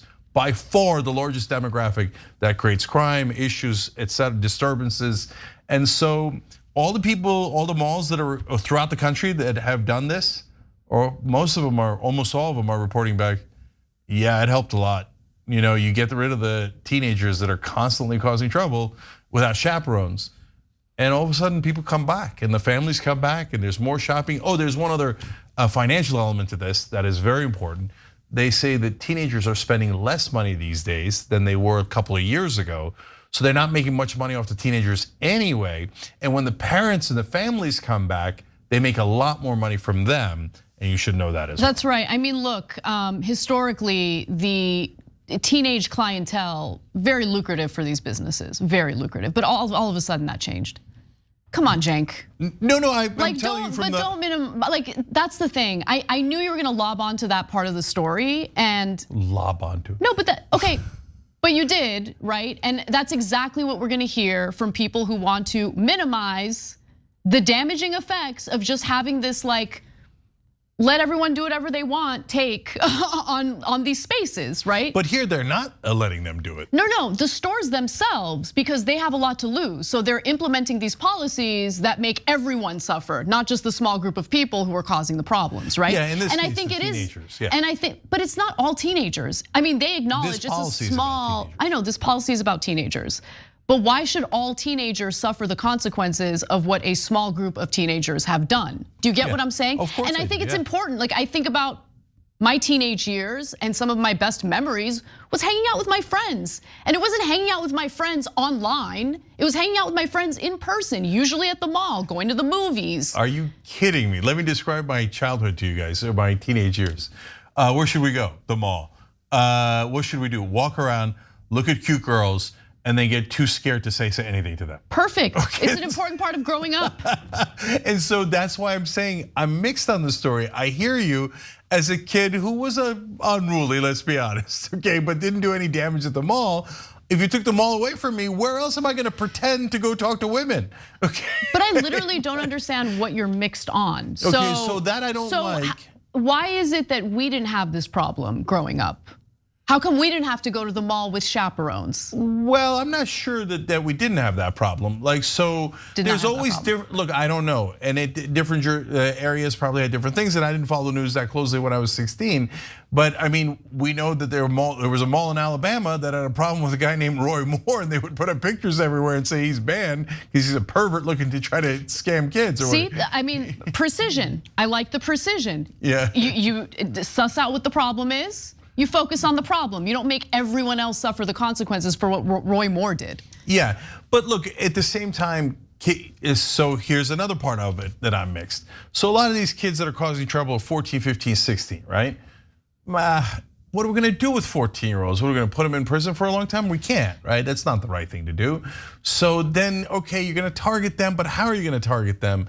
And sometimes you do have to just say, look, man, these set of folks are, you know how you target them? The bad guys ruined it for everybody. And by the way, I got a spectacular example of that in a second. You take their picture, you post their picture in the break room or wherever it is that they post. They used to do this all the time. Yeah. They do this at amusement parks, right? If you cause a problem, they bring you in. They have like police on, at the amusement park or the mall, wherever we're talking about. They take your picture. They let you know you're banned. You're not allowed to come back, and you're done with it. They don't come back. Yeah, so I'm actually banned from Great Adventure in New Jersey. Good, you deserved it. I don't even know what you did, but you deserved it. Well, I jumped into the water fountain in the middle of the place, and apparently you're not supposed to do that. Anyway, it was raining. We were wet anyway. Anyways, so yeah, look, I get it. You could ban people, but the reason I brought that up is because you can't really, right? Every time I went back to Great Adventure, we're like, oh, he's one of the banned guys. No, you're banned. I know someone, okay, a friend of mine was at Universal in Florida, in Orlando. And this person and their friends were in the parking lot partaking in the devil's lettuce at a time when it was completely outlawed. At an action park. Wow, that is surprising. At Universal in Orlando, yes. And security found out they were doing that, and security banned them from ever returning. One of them attempted to return again, and guess what? Got caught immediately, got kicked out of the park. Wow, their technology has improved, as Ali would say. My point is, I'm just sick of life becoming even more unbearable because we've now just decided that the select problematic people who are causing the problems shouldn't suffer any consequences. Everyone in society should suffer the consequences on their behalf. And no, I don't comply to that. I just don't. I think that there might be one last reason why our view on this is a little different, right?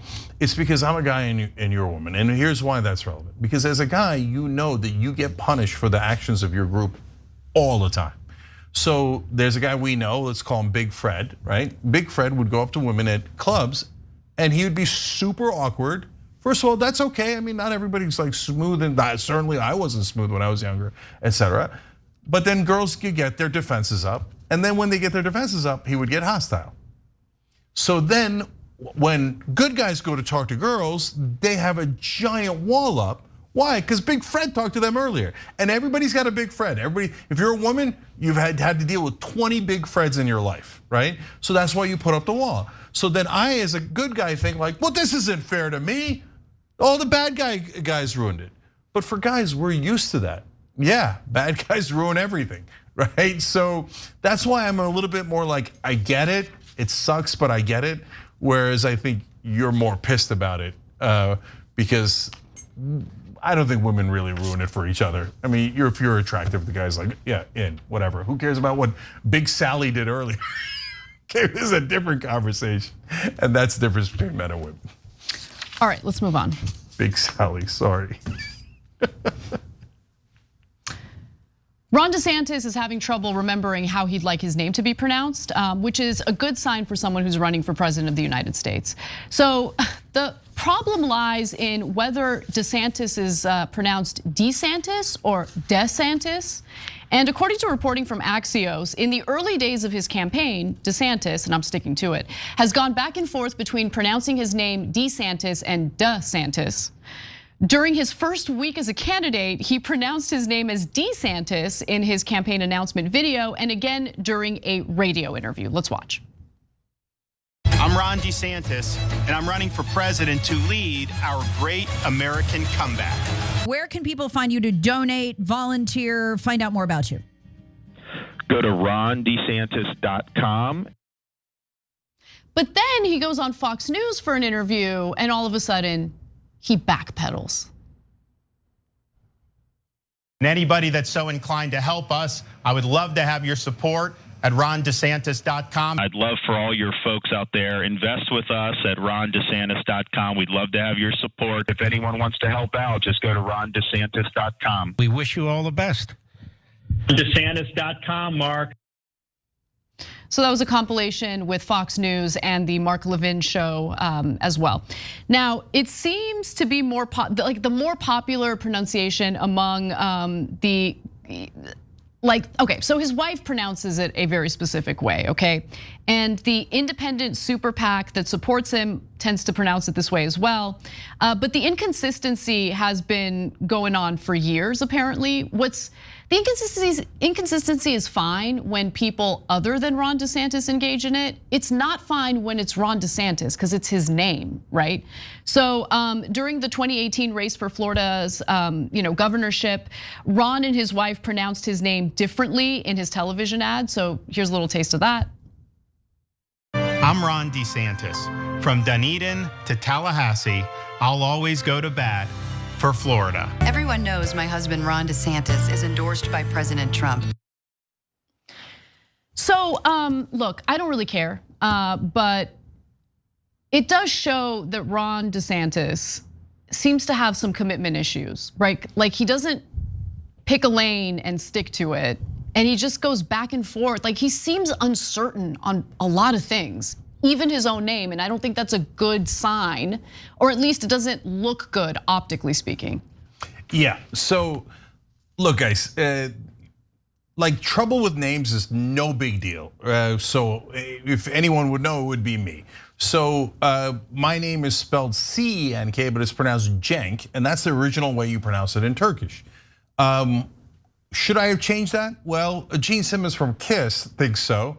I once ran into him in a green room. Who cares what he thinks? He's a freak. Okay, well that's another good point.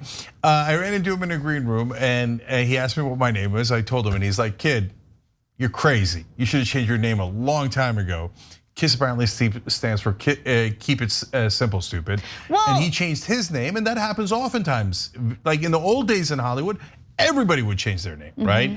So Cenk with a C is brutal, but I didn't change it. Uyghur is actually not Uyghur. I say Uyghur to make it easier. It's Uyghur. But if you're an American trying to pronounce Uyghur, we're gonna be here for 20 minutes, okay? So my point is, I'm not hating DeSantis for his ethnic name or however he chooses to pronounce it. But you can't flip-flop on how you pronounce your name when you're running for president and you're in his, I think he's in his mid-40s. He's 44. Dude, you had to have made up your mind on this a long time ago, right? And it seems like it's because his wife doesn't want him to be DeSantis, she wants him to be DeSantis. Why? Why does she want that? Look, DeSantis sounds like D's nuts, and so like I get it, right? But I don't know if that's the reason why she's not into it. Like, doesn't it sound like D's nuts? Yeah, well, don't give Trump any ideas. Here comes Ronnie Meatballs, D's nuts. Okay, so look, guys, it's the indecisiveness that's the interesting part of this story. He's nervous. He can't even make up his mind about his own freaking name. And if you're wondering why is he going back and forth at this moment, because Politico had an article where they explained that his wife is trying to get him to change it, right, to DeSantis. And so now he's pushing back against that article and being, oh yeah, no, I'm in charge, my wife's not in charge, it's these nuts, I mean Santis. I felt like that piece was a hit job on his wife and I did not care for it. I mean, I don't know this woman, I don't have any loyalties to this woman, I know nothing about her, right? But what I did not like, what I do know is that Politico article was a hit job on his wife. 100%, but it was mainly done by DeSantis's other aides and his donors. Like, hey, you better keep your wife out of this, okay? It's disgusting. So the correct answer for DeSantis is to stand up for his wife and to go in her direction. 100%. Right? But instead, he's now trying to prove to the donors and the other Republicans like, oh yeah, I'm not gonna listen to my wife. It's not really that convincing. One, that doesn't show strength. It shows that you're bending to their will. You used to bend to her will if those stories are right. Now you bend to their will. It gives me a sense that you're just a flip-flopping, scammy politician, which we already knew, but this is a good way of confirming. I do want to just get to two quick excerpts from that Politico piece written by Michael Cruz. So he writes that in the DeSantis political project, she, meaning his wife Casey, is unusually important and uncommonly involved. Oh, how dare she? According to hundreds of interviews over the last few years and more than 60 more over the last few weeks. He also writes, or he quotes a Republican lobbyist who says, "She's the power behind the throne, the tip of the spear," said a Republican consultant. She is, they say, in the middle of good decisions of his, but bad ones too. Yeah, like, you're so right about how this was a story that was fed to Politico by DeSantis aides. But back to the actual name. So what is the correct pronunciation? Axios went so far as to consult with a professor by the name of William Connell. He's the chair of Italian studies at Seton Hall University, who was actually shocked at the use of DeSantis. DeSantis would be proper Italian, and no one's gonna say that. But DeSantis. Hello, I'm Ron DeSantis. I'm running for president. No, you're not. No, you're not. Okay, then you got, listen, you got it. Sorry, I don't care what part of Italy you're from. Okay, that ain't gonna fly over here. But he says that pronouncing it DeSantis is unusual because that would be spelled D-I Santis, right? In Italian, and it's not. Asked the proper way to pronounce his name, DeSantis' campaign didn't answer, and his super PAC declined to say. No, I can't get past DeSantis. Maybe the Democratic Party, but not in a Republican one. All right, so now we go to Trump, because of course Trump's got to weigh in. And then of course he has to say something hilariously stupid. So he comes in and he goes, "No, you made a big mistake. Just like you don't change your name in the middle of an election." He changed his name in the middle of the election. Okay, all right, so far fine. And okay, we have a graphic. Let's go to graphic 7. Okay. You can read it, Cenk. Yeah, and have you heard that Rob DeSanctimonious wants to change his name again? He's demanding that people call him DeSantis rather than DeSantis. Actually, I like "da" better, nicer flow, so I'm happy he's changing it. He gets very upset when people, including reporters, don't pronounce it correctly. Therefore, he shouldn't mind DeSanctimonious. Okay, although he didn't say it that way, he said DeSanctimonious. He doesn't know what sanctimonious means. Anyway, so that was But he's right. He's right, he's right about that. Yeah. But he's gonna find a way to be wrong, because that was a different quote. Now from earlier today, he's at it again. You should have stopped while you were ahead, Trump. Yeah, he says, first of all, he calls the other candidates stupid. He says, they're not very, some are stupid. I know actually some of them are pretty stupid. Okay, now back to DeSantis. He says about the name, "I liked it before. I liked his name better before. I don't like the name change. Should we tell him that? But most people don't know what I mean." No, he's actually sort of changed the name. It's syllabolic, they call it. He wants a syllabolic name. They call it. The people are saying that he should go back to the syllabolic name. Okay, guys. He's stupid. I know better. I'm better at branding. He should go back to the old way of saying his name. D's nuts. Okay, guys, there's no word syllabolic. It doesn't exist. You know what though? It sounds fun. Maybe we should bring it in. Okay. Maybe we should create it. So he's like, "Oh, these other candidates, they're so stupid." Whereas I know that the name should be syllabolic. From now on, if anyone is saying anything I disagree with, I'll just call it syllabolic. There you go. You know, instead of hyperbolic, it's syllabolic. You know, it's hyperbolic, but a little silly. Yep. So it's syllabolic. Syllabolic. It's exactly the kind of word we would make up on old school. Yep, absolutely. Okay, but we would make it up while we were calling other people stupid. All right, when we come back, we'll talk about Trump's, incredible skill for hiring competent attorneys. Don't miss that story because it has to do with a bombshell breaking news report that we talked about yesterday, having to do with his recordings in regard to classified documents. Stick around.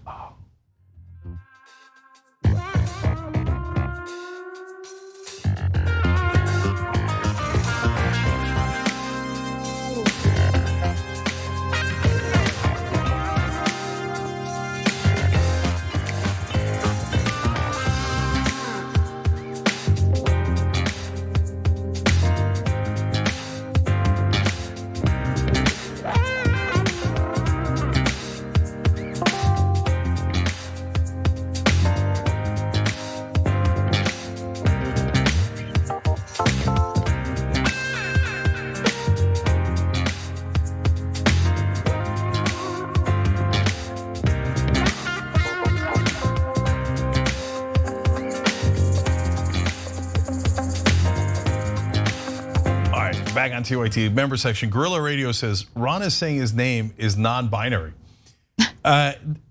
Guerrilla Radio, that's really funny, okay? And it made me think like, I don't think we should say DeSantis anymore. That's his dead name.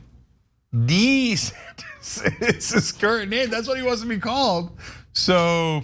Can I just say, wives always know better. They just do, right? Because she's the one, allegedly, she's the one who wants him to say DeSantis instead of DeSantis. DeSantis and she's right. Is definitely better. She's right. Yeah. Listen to the wife. Yeah, DeSantis sounds like maybe Santa. DeSantis sounds like D's nuts. 100%. Yeah. 100%. Okay. Anyway, the throat goat dragon wrote in. Can't you just ban those specific unruly teens from the mall? Yes. That's what I'm calling for. Look, I'm not calling for them to be thrown in prison for the rest of their lives. They should be banned from these establishments.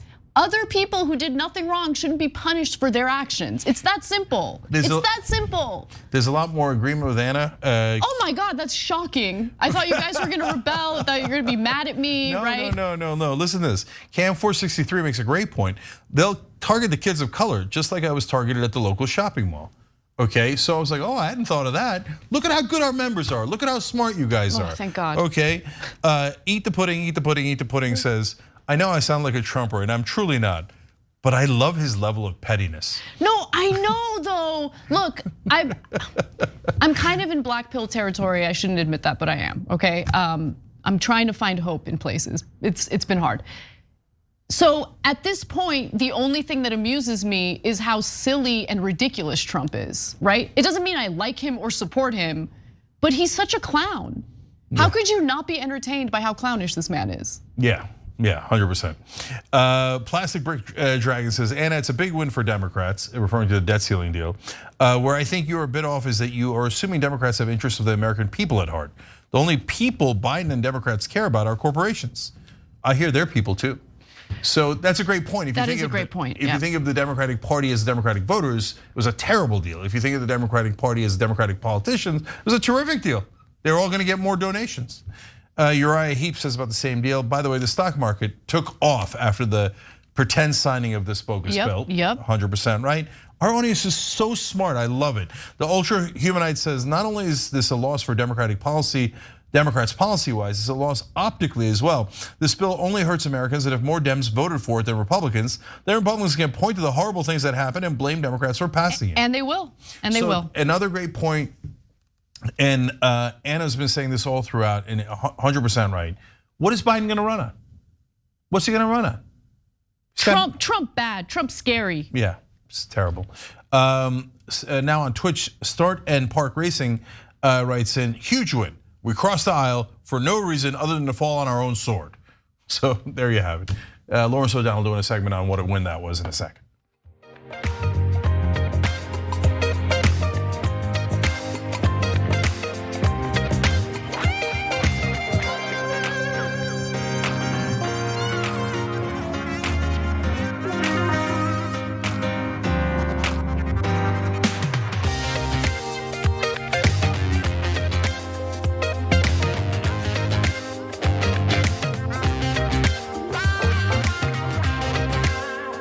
Back on TYT, Jen Canano with you guys. Forward. Well, we have some big developments in regard to a Trump-related investigation. Let's talk about it. Were any documents that former President Trump took with him to any of his properties, did any of them contain sensitive military plans? Yeah, well, I'm not trying my case in the press. So he would have the right to possess them if they did, but I'm not going to address that. Following reports that Donald Trump was recorded allegedly admitting to having classified documents with information about Iran's military activities, Trump's lawyer decided that he would go on national television and bob and weave during an appearance on CNN, doing his best to avoid answering tough questions, which makes no sense to me. Why would you agree to an interview if you're not going to answer questions? I know why. And by the way, you're going on CNN, how tough can they possibly be, right? Now, before we get back to Jim Trusty's cagey answers, and that's the name of the lawyer here, here's what CNN had reported yesterday. We covered it when it broke, but we'll give you a refresher. Federal prosecutors have obtained an audio recording of a summer 2021 meeting in which former President Donald Trump acknowledges he held onto a classified Pentagon document about a potential attack on Iran. On the recording, Trump's comments suggest he would like to share the information, but he's aware of limitations on his ability post-presidency to declassify records, two of the sources said. Now, this is an important development because remember, Trump is facing an investigation in regard to his possession of classified and top secret documents. Documents that he had no business taking home with him from the White House. After that story broke, after the FBI raided his home in order to take back the documents that he should not have been in possession of, Trump claimed that he had declassified those documents himself. All he had to do was think about it and poof, they're declassified. He made it seem like he had done nothing wrong. Any accusation that those documents inadvertently were packed with some of Trump's other belongings and he accidentally took it home with him to Mar-a-Lago, obviously this dispels that notion. And so again, pretty groundbreaking. The attorney representing him, though, did a poor job in defending him in the context of the CNN interview. We're going to show you some other clips proving that. Before we do, though, Cenk, you're chomping at the bit. Yeah, so this shows two huge things. One, he showed it to others. That's a giant problem. Giant problem. It's one thing to take home top secret documents that the president has already seen. It's another thing to show it to randos to impress them or whatever reason he showed it to them. Second of all, to Anna's point, he has said in the past that you can declassify things just by holding them or thinking about them or looking at them. Those are three different excuses that he's used, okay?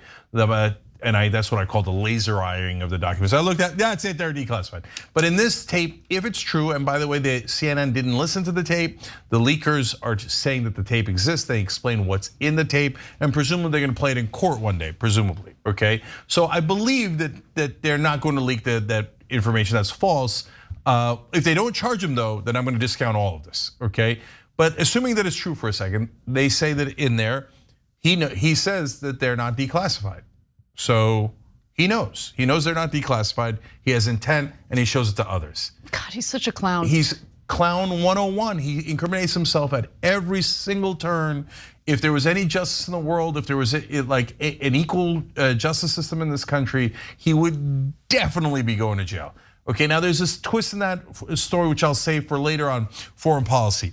But why is he sending his lawyer out there to say these ridiculous things? Because that's what Trump does. Go defend me, okay? Go make a great case, but your case sucks. What am I supposed to do with it? Go do it, make me look great, okay? And that's what leads to this debacle. So again, his attorney's name is Jim Trusty. And you can judge for yourselves whether or not Trusty is trustworthy based on how he bobs and weaves in this part of the conversation. So it's about how the documents were allegedly declassified, something that the lawyer is gonna claim, but just get a load of how he responds to the line of questioning from Abby Phillip. When it comes to your client, you will not say what he has said, which is that he blanket declassified all of those documents. Did he do that? Yes. Well then, can you then say, if he blanket declassified those documents, you should be able to very easily say, this document that he's referring to on this tape was declassified. Can you say that? I am not trying my case based on leaks that you want to celebrate. But okay, all you're trying to do, you see the logic of what I'm trying to get I see the reality of what you're doing. If you're saying they're all declassified, but you don't want to say whether this document was declassified. Can I finish my thought instead of you celebrating your moment? I'm just trying to get to the bottom of it. Look, I gotta be honest, at this point, if you know that Trump himself, or more importantly, Trump's associates, Trump's lawyers, Trump's affiliates, whatever, are gonna do this, and you're not going to get your questions answered, you're just gonna have this guy steamroll you and refuse to answer your question. Like, what's the point of the interview in the first place? Well, what's the point from both sides? So he says, look, I'm not gonna try this case in the press. Then why are you in the press? Well, exactly. That's what I would have asked right there. Like this, if I was her, I would have said, you know, this is the press. You agreed to this interview. And you came on here. You said you wanted to come on here, right? So you are trying it in the press. You just don't want to answer the uncomfortable questions because it seems like your case is super weak. To that point, and this is devastating, guys. They're saying all this stuff in the press where you could lie ad nauseum, right? Oh, laser eyes and it touch it and it becomes declassified. All this nonsense, right? In the courts, though, none of his lawyers have ever said that the documents were declassified. Because if they lie in the court papers, knowing that they're lying, they can get disbarred.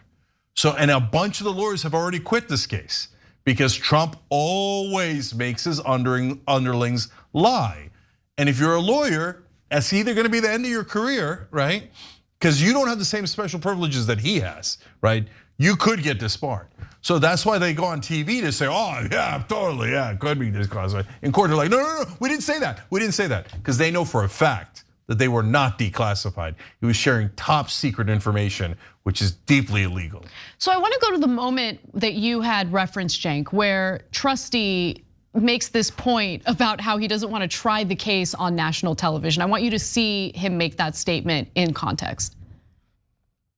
I'm not trying the case in the media. I'm not going to sit here and address the document as if it's right or if that audio tape exists or as if it's not something that's really wrong. When DOJ and FBI are on a leak campaign where they're selectively taking half-truths and mistruths, complete falsehoods, and putting them out there to Caitlin Collins and you guys to dangle out here on TV, I'm not going to respond to that. I'm not going to justify their behavior by acting as if it's actual fact. I'm telling you, we're not going to respond to leaks.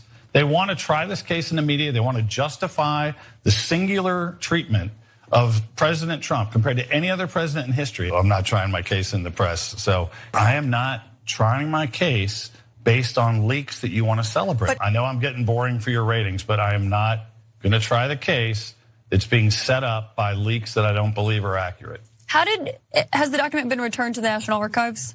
Same answer. So at what point does CNN decide that since this guy doesn't want to answer your questions, maybe it doesn't make sense to have him on, right? So there's that. But also, it's clear what the defense or talking point is, at least in the court of public opinion. It's to accuse the DOJ of doing politically motivated leaks. So as soon as you get asked a tough question that's impossible to answer, immediately pivot to, these are politically motivated DOJ leaks. Politically motivated, but your client is on tape admitting that he is in possession of classified documents that have not been declassified. Okay, so how are you going to answer that question? Not just in a court of public opinion, but in a court of law. Yeah, look, so there is one ironic agreement I have with Trusty, and so it leads to why he's on there in the first place. So, but first to Anna's point about CNN and what I said earlier too. Look, if I'm the host there, I couldn't help myself. I would have to ask, why are you here? If you say you're not going to try it in the press and in the media, this is the media. Tell me, like literally, it's the most important question. Why are you here? What point are you trying to make if you don't want to answer any of the questions? And so the reason CNN won't do that is because they're deathly afraid of losing access, beloved access, right? So now there is a reason why he's there, because he just wants to talk about the fact that they leaked it, because he's not wrong that it's unusual for the Justice Department to do a leak like this. Like if you're doing a random case against some Joe Blow in the bureaucracy who took home top secret documents on how we were planning to invade Iran, you wouldn't bother leaking it to the press at all. You'd save all of your evidence and then reveal it at the last moment during the trial. You don't want the defense to prepare. You don't want to get in trouble. So are there coordinated leaks against Trump in this case? Yes, there are, okay? So Trump is sending him out there and saying, distract people from the actual content of the case and instead focus on the misbehavior of the Justice Department. And that's why he doesn't answer anything about the case, because it's a disaster for them on the case. Right? So he's trying to distract you. Now, they happen to be right, in my opinion, about the distraction, but that doesn't change anything about the case. And so I don't want you to get lost in that. Now, there is one thing there that I mentioned to you guys I want to talk about, which is policy. I don't know who's right. Trump does not have a very good track record for being honest, but he claims in the tapes, apparently, that Milley wanted to, and the generals wanted to start a war with Iran and egged him on to attack Iran many times, and that he refused to do that. Now, Milley says at the end of the Trump administration, this is more clear, we know he did this. He went around and told everybody, do not listen to Trump if he gives an illegal order to attack a different country, okay, including Iran. So I don't know who's right about who wanted to start the war with Iran. But if Trump is right, and remember, he doesn't necessarily know that he's being recorded when he was. No. No, he knows that there's the biographers, right? He actually would have aides record his conversations. That was reported yesterday. So that's why why that tape was recorded. So maybe he does know in that case. But so thank you for clarifying that. So if Trump didn't want to attack Iran and the generals did, well, then I would give him credit for that. It doesn't matter how much I hate him. It doesn't matter how guilty he is on this. You have to be fair and honest about each individual fact, okay? So we don't know who wanted the war with Iran, but whoever wanted the war with Iran is a disaster. And if it's the generals, they're still in there and they're still egging Biden on to do the disastrous thing that, as it turns out, Trump didn't do. Now, I do want to go to one final video, and it's from Trump's former lawyer, a guy by the name of Ty Cobb. He sees things a little differently. Following CNN's report, he said that this actually looks really, really bad for Trump. But look, I also want to just pause for a second and say, how many Trump-related investigations included former Trump administration officials, former Trump lawyers coming out to say, like, no, this is really bad. He might go to prison for this. And then, of course, that never comes to fruition. So I want to make sure that we temper our expectations here. In fact, I want to add something to that after we watch the clip. So let's watch what he had to say. It further enhances the obstruction case because it eviscerates the two defenses that Trump has put forward. The first being that merely by taking documents, he declassifies them, or that he has the authority, if he's playing with the ducks in the hot tub, to declassify them in his own mind. Those are out the door now because he's admitted that he understood there were restraints on what he could do with documents. So I think that this makes the obstruction case more compelling. It could add the two cases. The obstruction and the possession and use of the classified information together, but that would delay things. And I think I don't see any eagerness on the part of Jack Smith and his team to slow down. I think they have their foot on his neck. So again, that was former Trump attorney Ty Cobb, who moonlights as Santa Claus once a year. Go ahead.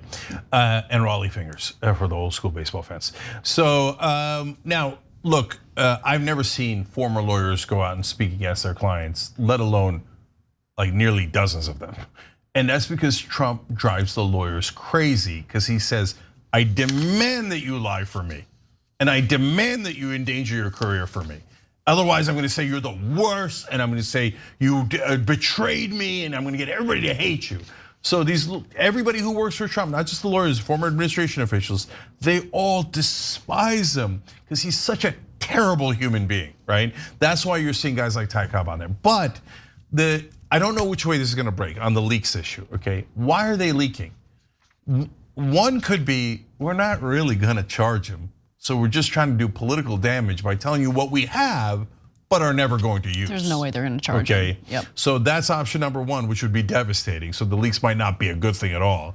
Option number two is we are going to charge him, but we don't want everybody to flip out. So we're telling you how good a case we have before we charge him, so it mitigates the reaction. Which is, if they're thinking that way, it won't work at all. Because MAGA is going to flip out no matter what. They're going to flip out no matter what, 100%. And then the final thing is, he said there, he's playing with the ducks in the bathtub. And I was like, oh, I get it now. He took them home because he thought they were rubber duckies. I can't even do a pity laugh. I can't even do a pity laugh. I love those bad jokes. I love them. Okay, that's it. That's all I got. I'm here all week though. All right. Well, as the story develops, we'll fill you guys in. But for now, that's all we've got. We're going to take a quick break, and when we come back, a little bit of a tiff with Elon Musk and the fine folks over at the Daily Wire. That and more coming up.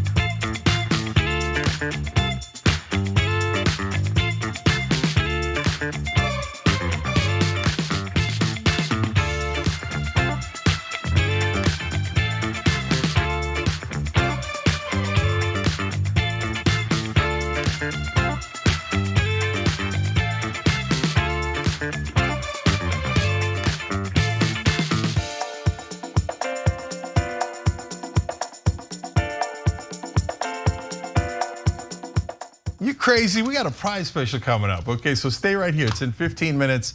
You got all of our rowdy friends, Benny Carollo, Maybe a Girl, Marissa Matthews, Miranda Scholl, Zoe Zephyr, Daniel Franzese, and of course hosted by John Iadarola and Adrienne Lawrence. I think you guys are gonna love it. Oh, by the way, speaking of things that you'd love, check out our TikTok channel. I'm doing a lot more TikToks. God help us all, okay? You can also see it on YouTube Shorts too, so check those out wherever you get a chance. All right, let's go to Twitch subs. Sonic Screwdragon says İyi akşamlar. That means good evening in Turkish. And happy Pride. Sorry I'm late. I'm so excited to receive my copy of Justice is Coming in September. Thank you for the shout out. So far now, a couple people have read it. Seem to like it. Okay, so tyt.com/justice to check that out. Get a copy of it before it comes out. All right, Shemlin the Gremlin says, a long time on Twitch, but like 7 years of watching TYT. Me and my old dog who passed away from seizures used to watch together, and we both loved Anna. His ears perked up when he heard her voice. Now my new pup watches with me, and she's also a fan of Anna. Can you send a picture of your doggy? No. Okay. I thought I'd just join along. He doesn't get it, but I get it. No, I get it. Dogs are cute.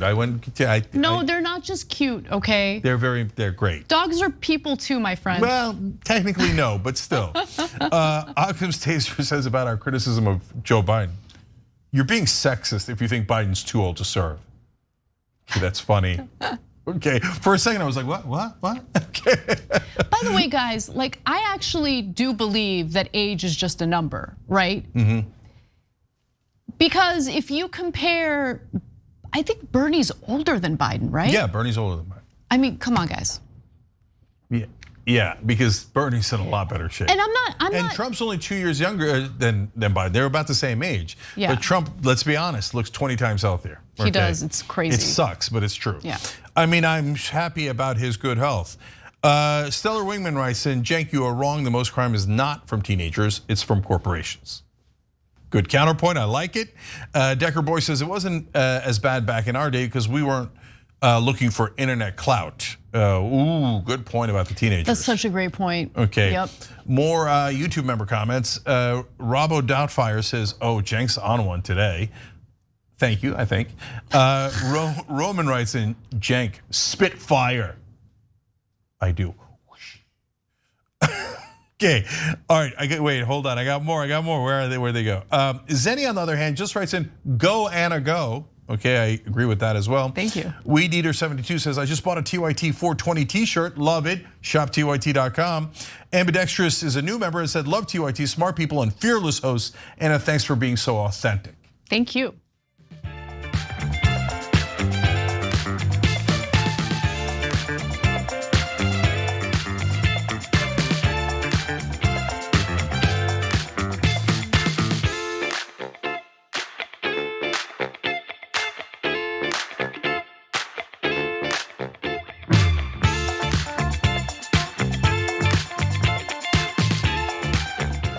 right, back on TYT, Cenk and Anna with you guys. Also, High Gellick and Bulletproof Catholic. That's amazing. They hit the join button below the video on YouTube, became Young Turks members, and now do this show with us. Ambidextrous is also a new member. I was talking about what she wrote in a minute ago, or what they wrote in, and they wanted to have birthday shout out for tomorrow. So happy birthday, new member. We love it. And Natasha Mariano also just became a member. Said, I agree with Cenk. Also thinks he gets appropriately angry. Thank you for thinking that my anger is appropriate. All right, Casper. All right. The Daily Wire engaged in a bit of a tiff with Twitter, specifically Elon Musk, over what they felt was an act of censorship. Now, this all started when Twitter agreed to essentially promote Matt Walsh's film, What is a Woman, on the social media platform. However, they later allegedly reneged on that promise. Thankfully, it seems that Elon Musk was not, thankfully for them, it seems that Elon Musk actually wasn't aware of the censorship that was taking place. So let's get to the beginning. Let's go through all the details and you can judge for yourselves what really occurred here. Now, earlier today, the only side we heard from was the Daily Wire's side. And Jeremy Boring, who is the co-CEO and co-founder of the Daily Wire, argued that Twitter had reneged on their promise to promote the film, and later told the Daily Wire that the reason why they had reneged on that promise was because the film was misgendering individuals. Now, in the film, I haven't watched it, but based on what I've read about the film, the misgendering takes place surprisingly not by Matt Walsh, but by a father who has a trans child and one other individual who's the subject of the film. And so the Daily Wire had planned to make What is a Woman available on Twitter for free for 24 hours in honor of the film's 1-year anniversary. Twitter allegedly offered to host a designated event space for the film and to promote the film on promote the film to every single person on the Twitter platform for the first 10 hours of the event. But then Twitter apparently reviewed the film and decided to restrict it to some extent. They not only revoked that offer that they originally had, according to the Daily Wire, but informed the Daily Wire that the film would be labeled as hateful conduct because of the multiple instances of misgendering.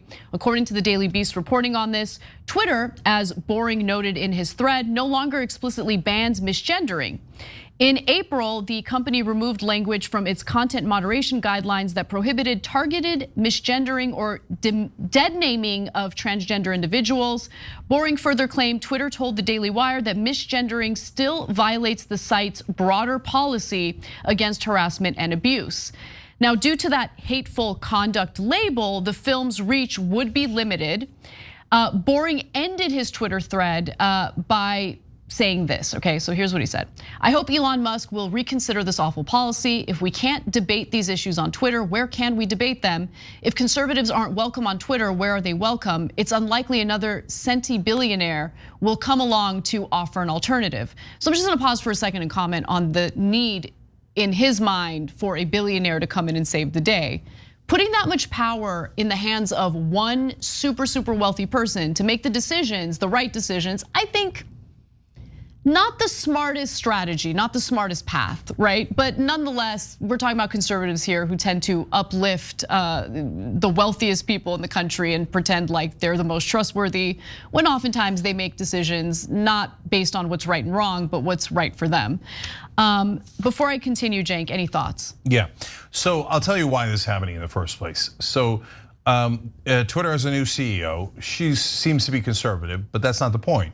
The point is she's mainly, her entire career is in advertising. They brought her in because the minute Elon Musk took over Twitter, within I think a month, they had lost 50% of their advertising revenue. Why? Advertisers, right or wrong, do not want to advertise in places that don't have restrictive rules on speech. Okay, they just don't want it. Because they don't want their ads to be associated with content that their customers or clients might find objectionable, right? So there was this big adpocalypse with YouTube at one point after Trump got elected, because advertisers realized that their ads were being used in video content by like neo-Nazis and stuff like that. And they hated it, yeah. And by the way, so if you're a right winger, you're like, oh, neo-Nazis, that's okay, freedom of speech, right?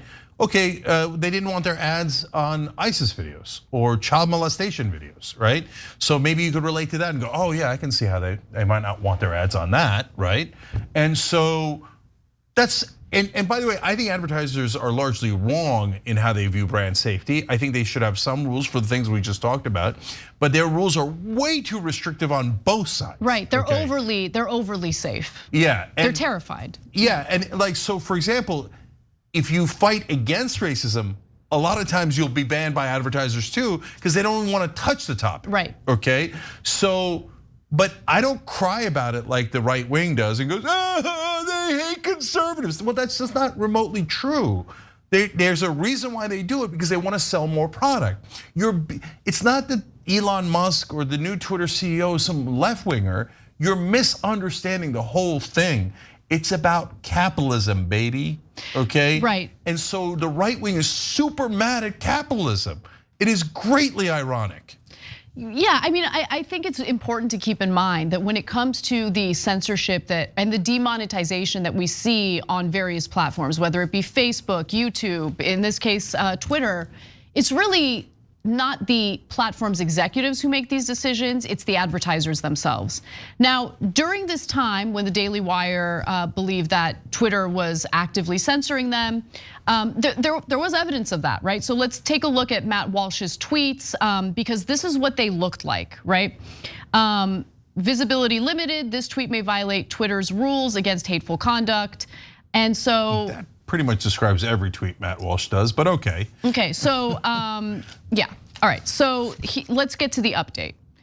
So finally, later in the day, Elon Musk responds to this and he says, this was a mistake by many people at Twitter. It is, meaning the film, definitely allowed. Whether or not you agree with using someone's preferred pronouns, not doing so is at most rude and certainly breaks no laws. I should note that I do personally use someone's preferred pronouns just as I use someone's preferred name, simply from the standpoint of good manners. However, for the same reason, I object to rude behavior, ostracism, or threats of violence if the wrong pronoun or name is used. Okay, so despite Elon's response, it's still unclear if the film will be restricted on Twitter or not. And so, again, I agree with Cenk. I think the decision isn't really about like doing the right thing to protect the transgender community. I really think at the end of the day, this has to do with the advertisers. Yeah, it's not I think, I'm positive. There's no question at all, right? Because these rules are applied to us as well. So we know the rules really well. And by the way, there's nothing wrong with objecting to the rules that the advertisers are laying down and saying you don't like brand safety. I don't like it either. I think it's very misplaced priorities, right? Yes. It's a different thing to pretend that they're doing it because we're on the left or you're on the right.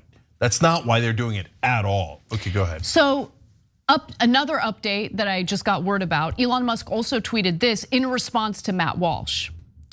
It will be advertising restricted as advertisers have the right to decide what content their ads appear with, which will impact reach to some degree. He responded specifically to Matt Walsh with that tweet. Dave Rubin responded to that saying, maybe Bud Light can sponsor it just to put a nice little bow on this thing. Okay, you're not clever or funny or talented, like step aside. Yeah, okay, now by the way, I'll throw in my opinion on the misgendering. So I wouldn't do it, it's wrong to do it, but do I think people should be banned for doing it? No, I don't. And so, and if you want to get mad about that, that's okay, God bless, we could have disagreements, etc. But like you're being purposely rude, as Elon, I hate to agree with Elon Musk, but and I don't know why you're doing it other than to put out that hatred. So I get why people are super mad about misgendering, but it's just words. And so I know that people on the left now sometimes hate to hear that. No, words are violence. No, they're not. They're not. They're words. You fight back with your words like we do, okay? And so if you shut down all speech, the right wing's gonna win anyway. They love authoritarian government. We on the left do not like authoritarianism. Plenty of speech and we're gonna win. And these people are outing themselves. And by the way, they're losing young voters by the droves because of their hatred. Just let them show their true colors. Yeah, I agree with you on that. I mean, again, advertisers have the right to not want to advertise on certain content. At the same time, whether Daily Wire should be allowed to post this without any restriction on that platform, I mean, I just let them do it. I mean, if you are secure in your ideology, you should be able to debate, not try to censor the other side, because that idea is not gonna go away, it's gonna exist. And that's exactly what Twitter wound up doing, which is, yes, we're putting it on, yes, you can watch it, but no, the advertisers don't want it. You can't force the advertisers to pay you for the hatred that you want to push out there. They don't agree. Yep. Like I said, it's called capitalism. All right, Pride event coming up on Pride Day right now, so stay right here.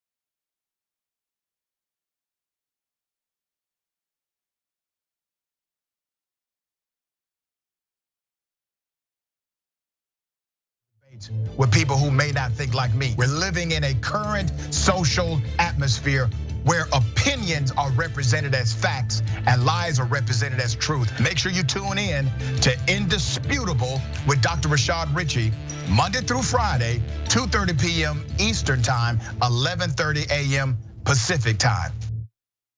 I don't care if you're Christian. In fact, I will fight for you to have your and practice your Christianity. I believe in that. I don't believe in Christianity, which means that you do not get to dictate the way I live my life based on religion.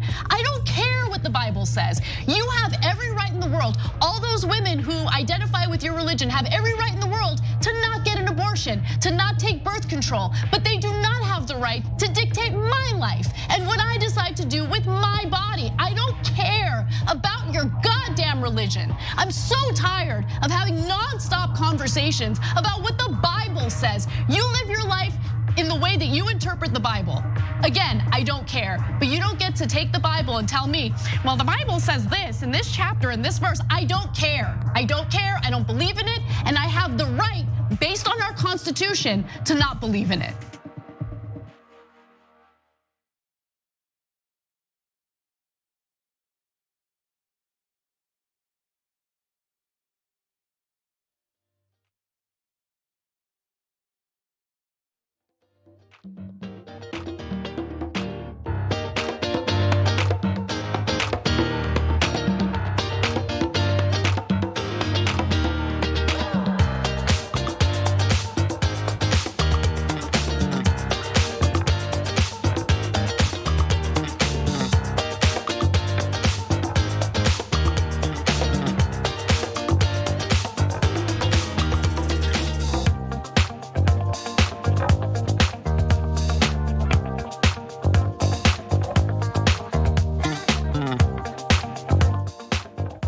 Welcome one and all to the 2023 edition of the TYT Pride Special. Thank you for joining us. I'm John Iadarola, but nobody cares about that. We're joined by a number of awesome guests through the course of this hour. Joining me right now, we have actor, comedian, and host of the Yes Jesus podcast, Daniel Francesi. Welcome back to the special. Yeah, always good to be here. Great to have you here. We spoke last year, and I believe at that point I said, hopefully next year things will be looking better. And to that I say, hopefully next year things will be looking better, but thanks for returning. Exactly. I mean, as a person who grew up in Florida, I agree with you more than ever. 2024, come on. But we're also joined by contributor to The Breakdown, linguist and streamer, Miranda Scholl. Welcome to the show. Thanks for having me, good to be here also. Great to have both of you here. We have a lot that we're gonna be talking about through the course of the show, and as that intro probably already alluded to, some of it is not gonna be the most positive thing in the world, but we should remember that one of the big purposes of this month of it is celebration. It's supposed to be about something positive. So we're gonna get to the negative stuff in just a sec, but I wanna start off, for both of you, what are you celebrating this month? Miranda?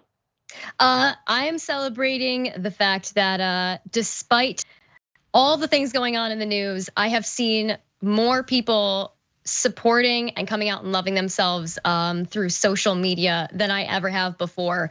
Because no matter the hate or the spite out there, it only spurs people on to express themselves and love themselves more. And it's just been beautiful to see. I like that. Daniel? I'm celebrating this morning that my 11-year-old niece texted me happy Pride. I never even knew I could ever be in a place like that when I was 11, that I would be in a position that I'd be like the gunkle of the year or whatever. And I think that's a beautiful thing. Also, again, on social media, I've seen so many things that made me laugh and made me cry and made me think. And I think that people know how important it is to show up and show off right now more than ever. Yeah, I love both. I love what both of you said there.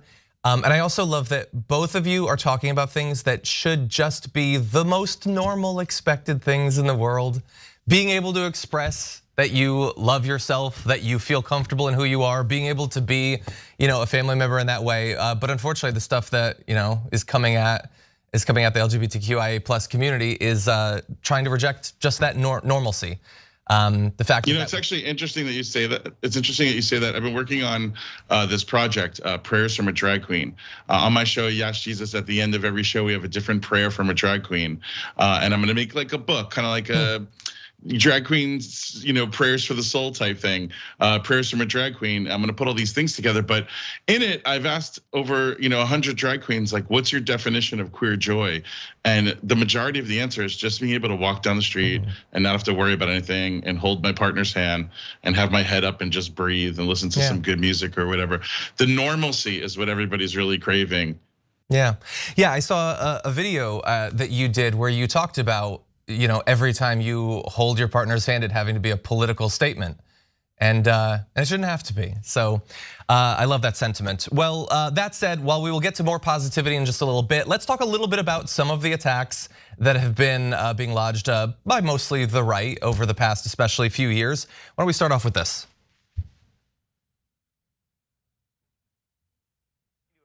A woke ideology on our state, we view that as a significant threat. This wokeness will destroy this country if we let it run unabated. Can you tell me how much money was given to Drag Queen Story Hour?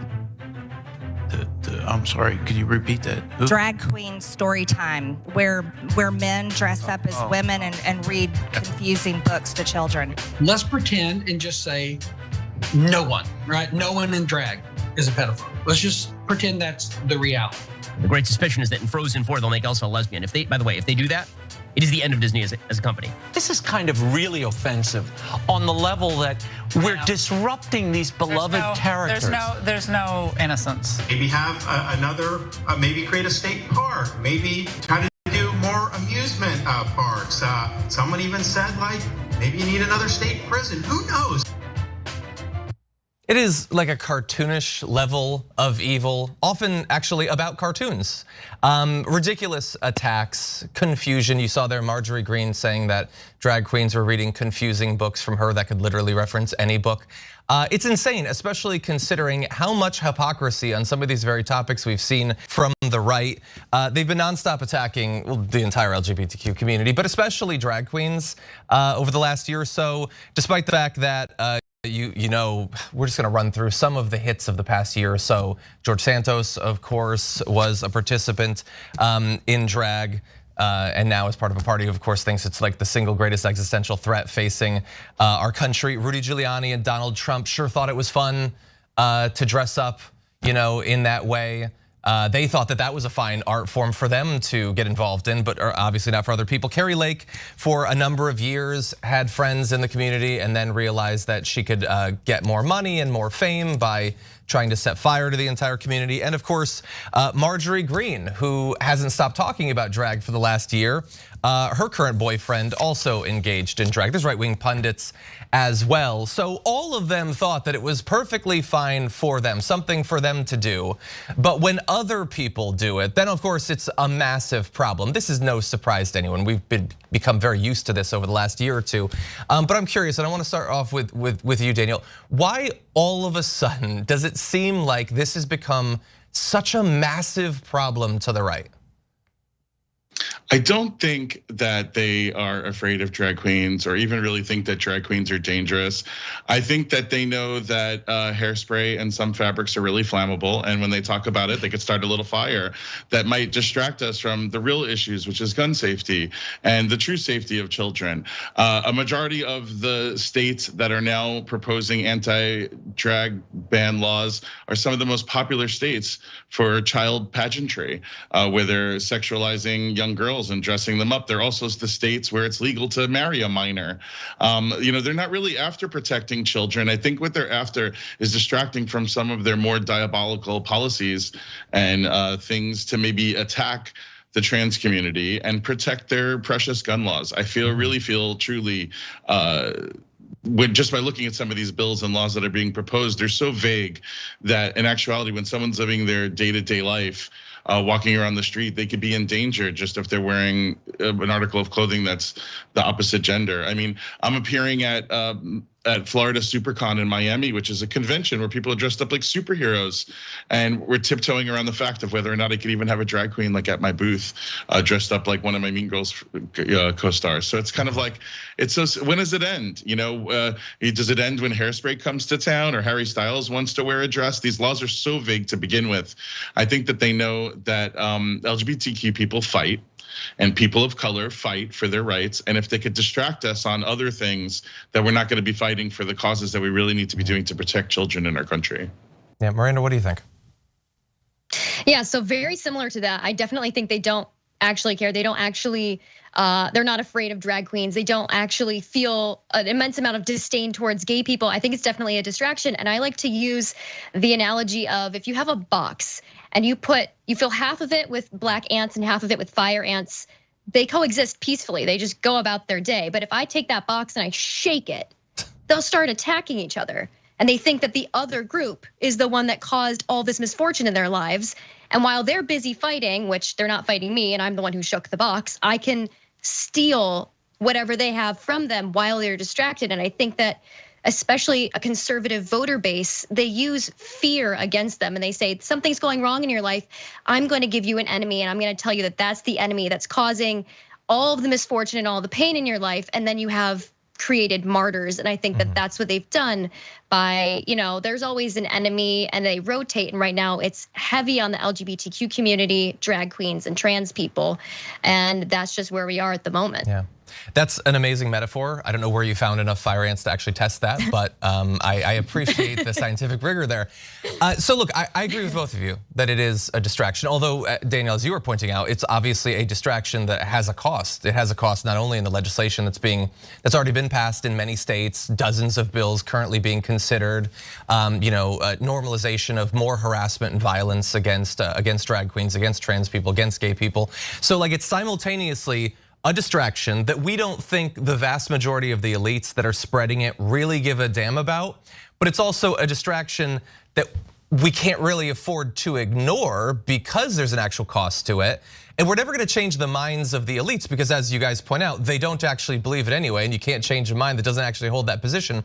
So in the meantime, what do we actually do? Like, so there are some regular, probably conservatives, some independents or Democrats that are buying into some of this. They might be able to be reached, perhaps. So what exactly can be done while this distraction is going on? How should people's time be spent? What an incredible question to be brought up during Pride Month, because I really think it's going to rely on our allies. Gay people already, if we are an example of love, then people really can't say much about us. But it's going to take our coworkers to say, I know Daniel, I know Sandra, and like they're not like that. They are a loving person, to speak up for us outside of our rooms.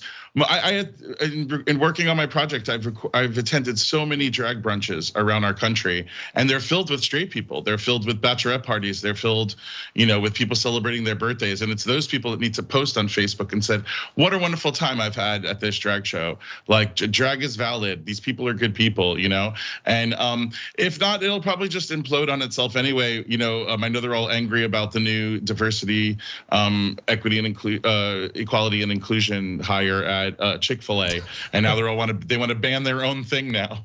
So it's just eventually there's going to be nothing left because people are going to demand to be heard and be included of all types. Yeah, Miranda, thoughts? Yeah, I definitely agree with that, and I think that having allies, especially straight allies, and it's not Florida, but I'm from Ohio, and so I'm surrounded by a lot of similar-minded people. And what's really, really helpful is when my friends who are straight talk to their friends, and then they, even more important, they meet someone like me and they're like, oh, you're just another person. And so just being bold enough to live your life, to talk to people, to express how you feel, when they meet real people instead of just seeing all the fear mongering online, that can do wonders to change someone's mind. And so I think that definitely the allies, and then just being bold, living your life, meeting people, and allowing them to meet a real gay person is very, very helpful. Yeah. I want to continue on with that in just a sec, but first I do want to transition to, we try to remind everyone as we launch into this during each of our specials, of course, some of the history, the origins of the first Pride marches that happened Pride Month. And obviously there's only so much history that we can go into in a special like this. We've gone more in depth in the past and people should definitely do their homework. But if you go back to June 28th, 1969, that was the beginning of the Stonewall Uprising, series of events between police and LGBTQ+ protesters, which stretched over 6 days. What eventually came out of that was horrific violence and a tragedy, but also solidarity, people coming together, not backing down. And a year later, we saw the first marches in 3 different US states. And the sort of like repression, the sort of violence that we saw at that time is still very much around these days. But it's also been joined by like the casual inclusion of almost constant lower, pettier harassment and that sort of thing. I want to give you an example of that just happened recently. It even comes down to what videos are played in classrooms. Take a look at this. Hi, my name is Jenna Barbie. I'm the teacher that is under investigation with the Florida Department of Education for indoctrination for showing a Disney movie. The reason I was turned in is because one of the split students was a school board member's daughter. That school board member is currently on a rampage to get rid of every form of representation out of our schools. She even spent days this past week going to all the high schools to get rid of anything that had to do with representation whatsoever. So I wanted to focus on this story, which we have talked about before, because it's really like the perfect cross section, or intersection, I should say, of the fights against representation, but also the focus on what happens in schools. And I understand why this is part of the big distraction from the right. Anything that they think they can make about kids is easier to sell to people as a threat.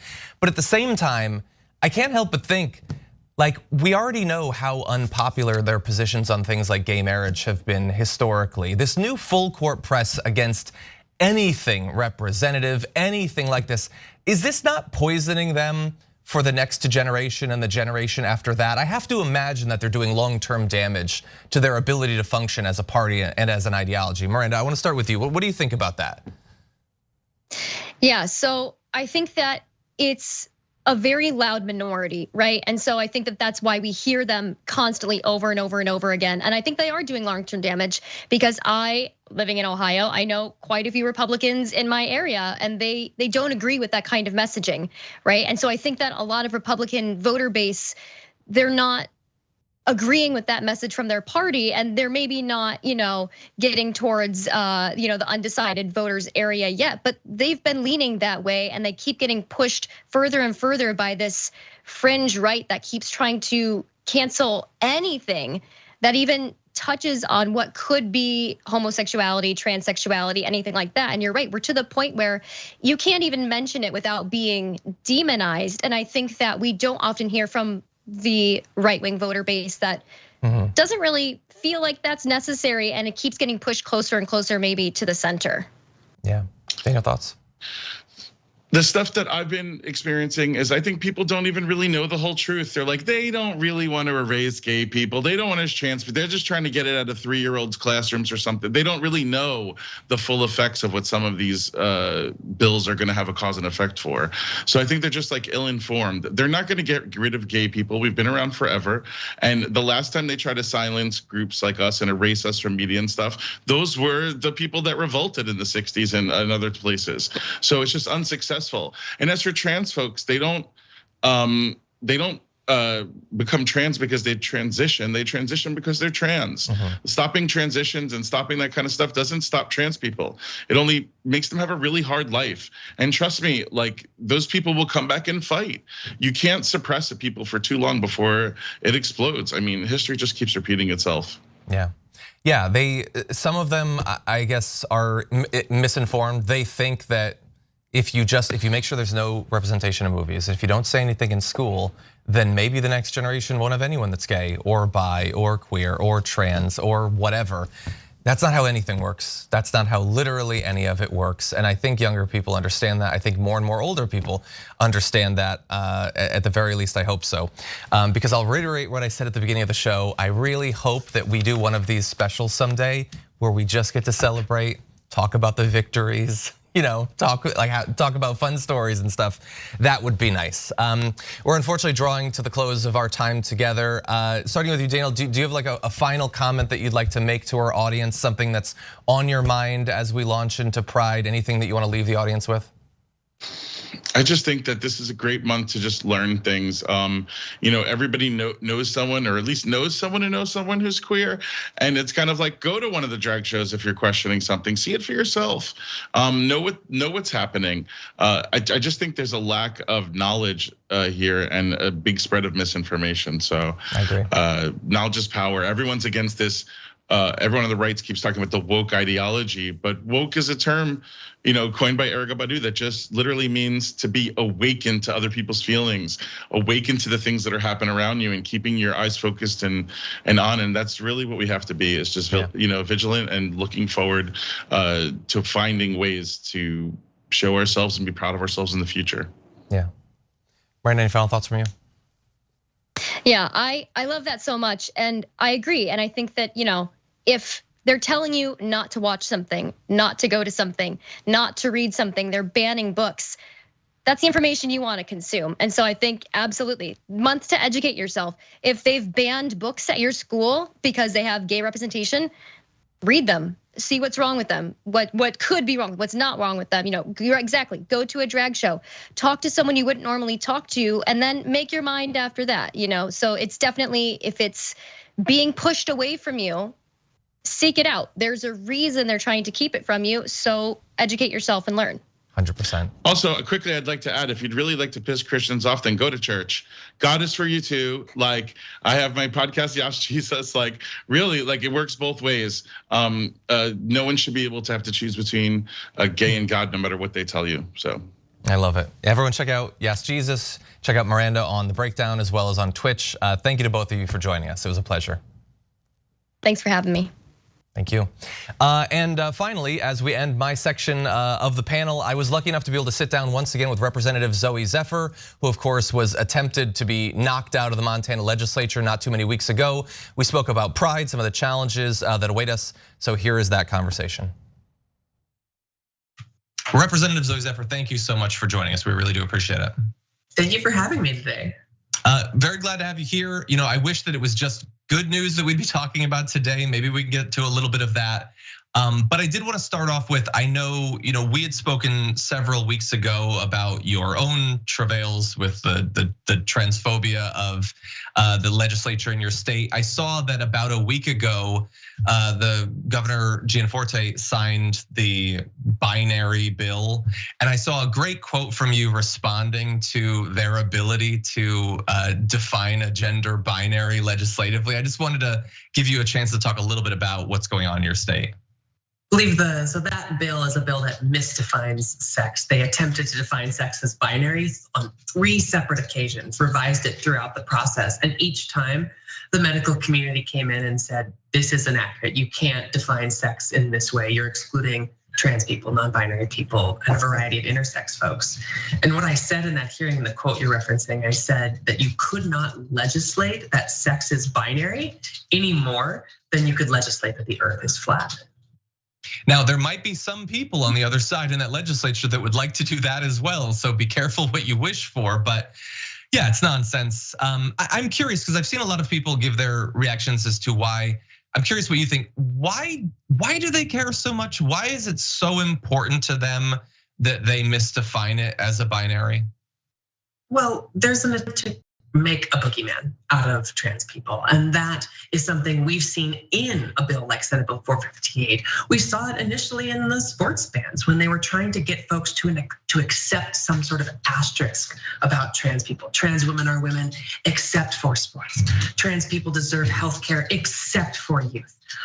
Trans stories are valid except for the memoirs that talk about real moments in our lives. These kinds of attempts to create boogeyman are designed to drum up a base, are designed to create control of the right wing of the party and allow authoritarianism to take root. And it's why that's important. We fight against it.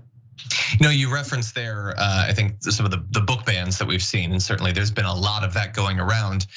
It feels like over the past couple of months, it's gone a lot broader than just books. I don't know if maybe some activists got bored with just banning books. Now they want to ban entire product lines, entire stores. We've seen with Bud Light and anyone who's ever acknowledged pride, and Target apparently is the worst company that's ever existed. So we're seeing like a lot of these calls for boycotts just for acknowledging that people in the LGBTQ community exist. What do you think about that all of a sudden becoming so in vogue on the right? When you talk about bans on books and bans on art forms like drag, it's important to remember that those are bans for our individual and collective histories as queer people in this country. And it's also important to remember, just like it's not true that when they came for trans sports, they said it's about sports. What it's about is about eradication of trans people from public life entirely. And that's why you see them not willing to see us on beer cans, in media, or in our daily lives. Yeah, I'm like on the edge of my seat trying to find out which brands they're gonna have a problem with next. I saw that even Chick-fil-A, which had been very popular on the right, now is considered too woke for many of them. I'm hoping that this is just a thing that's become popular that will eventually get passed. I don't know if it's because we're gearing up for a presidential race. I don't know if it's because we're moving, we're in Pride Month or we're moving towards it when we're recording this. I don't know if maybe that's what it's about. Do you think? But basically, I'm curious how you think this Pride Month is going to go with so much anti-LGBTQ sentiment out there.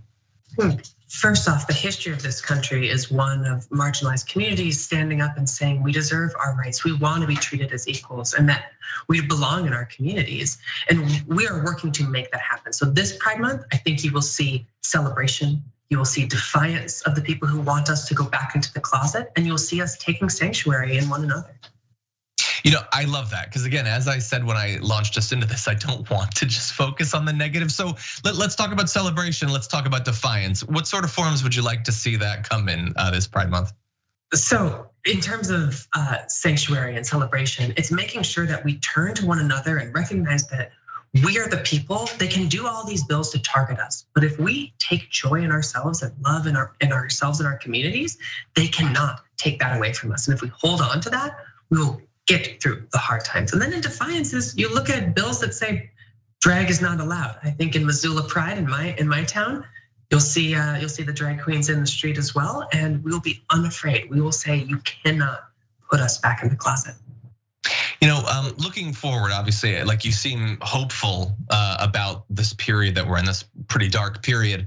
Are we gonna look back in a few years and be able to, breathe a sigh of relief that this sort of renewed anti-LGBTQ sentiment might someday be pushed out of the right-wing limelight? Do you have hope for that? I am nothing but an endless source of hope. There is the quote that, the moral arc of history is long, but it bends towards justice. What I see is communities across this country standing up together and bending the arc of history towards justice with one another. And that's cause for hope. I like that. I could use the hope. I'm sure many people in our audience could use the hope. And it's great to get that from you. It's great to get a chance to talk to you. Thank you so much, Representative, for giving us your time. Thank you for having me. Thank you. And thank you everyone who's been watching for this first half hour of the special. We're gonna take a short break and be back with a whole new panel.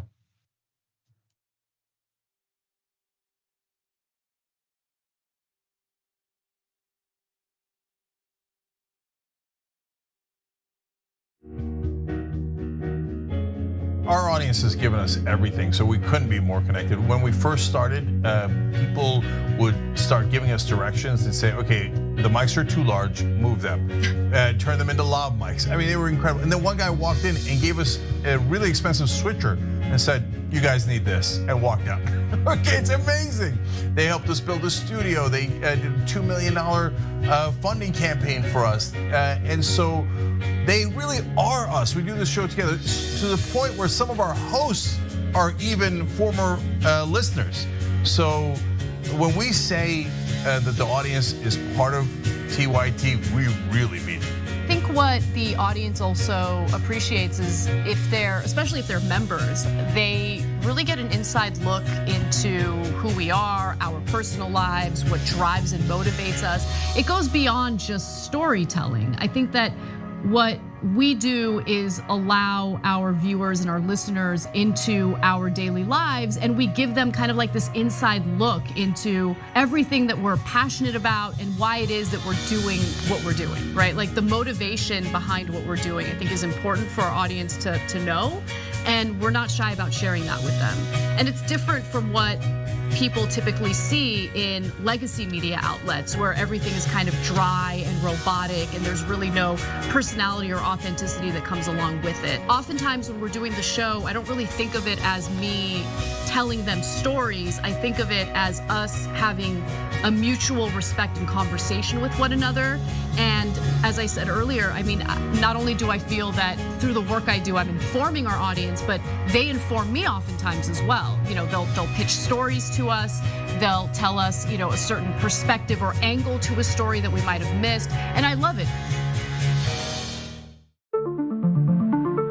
Universal health care, raising the minimum wage, doing something about climate change and gun violence and an unjust justice system that locks up black and brown folks. We're not going for the okie doke no more.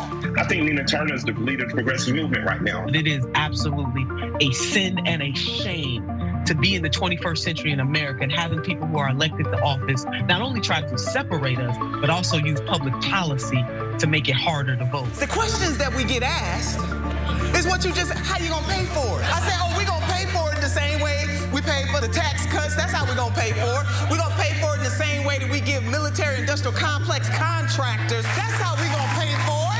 If standing up for universal health care or Medicare for all is wrong, Jink, I don't want to be right. If believing that working people deserve to have paid family and medical leave is wrong, I don't want to be right. If wanting everyday people of this nation to live a good life is wrong, then I don't want to be right. We are being tested whether we have courage enough, conviction enough, people power enough to stand up and do what is right for ourselves and generations yet unborn. I'm Nina Turner, and I am unbought and unbossed.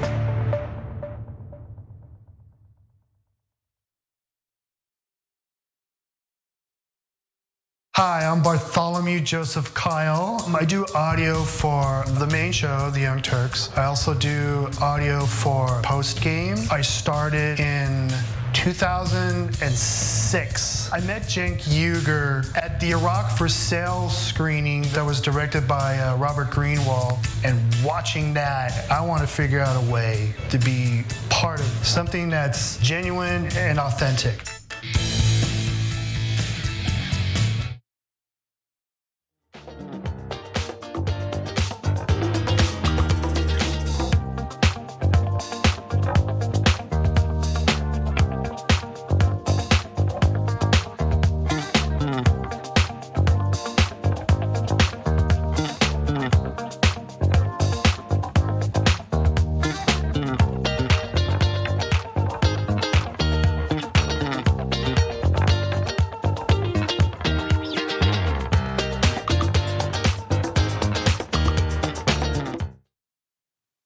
Hello and welcome into the second half of TYT's Pride Special 2023. I am Adrienne Lawrence, an often host that you see on the network, as well as someone who is behind the camera, who you may not see very often, is joining me. That's Marissa Matthews. She is a TYT producer. And then someone who you definitely know and you know quite well, that's a breakdown host, Benny Carollo. Thank you so much for joining us today.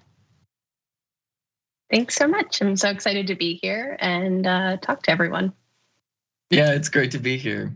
Absolutely, because this is important conversations we need to have, and it seems that we are having them just about every day given the news cycle. As we see, the fact is that instead of really focusing on uplifting our country, so many conservative lawmakers across the nation are really fighting, and they're fighting to eradicate the trans community. And they're doing this really under the guise of saving the children, primarily passing legislation that undermines access to healthcare, particularly gender affirming care. And if you are unfamiliar with that term, what we know, and hopefully you know by now, is that gender affirming care, as defined by the World Health Organization, encompasses a range of social, psychological, behavioral, and medical interventions designed to support and affirm an individual's gender identity when it conflicts with the gender they were assigned at birth. Now, this intervention, these methods, these options, these opportunities, they help trans people in particular align with various aspects of their lives and to live more comfortably in their own skin. And types of interventions include counseling, also changes in social expression, also medications such as hormone therapy, surgery, which is rarely ever provided to individuals under the age of 18, even though we know that conservatives love to push the narrative and complete, I would say, largely myth otherwise. And we also do know that nearly 30 states have now either banned gender affirming care up to the age of 18 or are considering banning it. And this is, again, a part of this larger effort to eradicate the trans community. And I'd love to jump to this graphic here where you see the map of where gender affirming care bans have been passed or are being considered. And one place in particular you can see there is Kentucky. It's among the states that bans gender affirming care. And fortunately today, the DOJ, Department of Justice, announced in its Civil Rights Division, where I used to work, that it is challenging Kentucky's law. And this comes a month after DOJ had inserted itself in the conversation in terms of Tennessee's law. And the thing is, we need so many more powerful authorities out there pushing back because this is problematic. We know that by the numbers, this is what we're looking at when we're talking about trans youth. More than 300,000 high school aged trans youth are in the United States. Just over 91,000 trans youth aged 13 to 17 live in states that have passed bans on gender affirming care. 40,000 some trans youth are living in states considering bills to ban gender affirming care. This is a problem, and it's dire because of what will happen in the event that these individuals do not get the health care access that they need. Is that we know that there are higher rates of suicide among trans youth, in addition to a whole host of other issues that are life-changing and game-changing. I know we all know it's completely and totally unacceptable, but I want to hear from you all, Marissa, Benny. What do you have to share on this topic?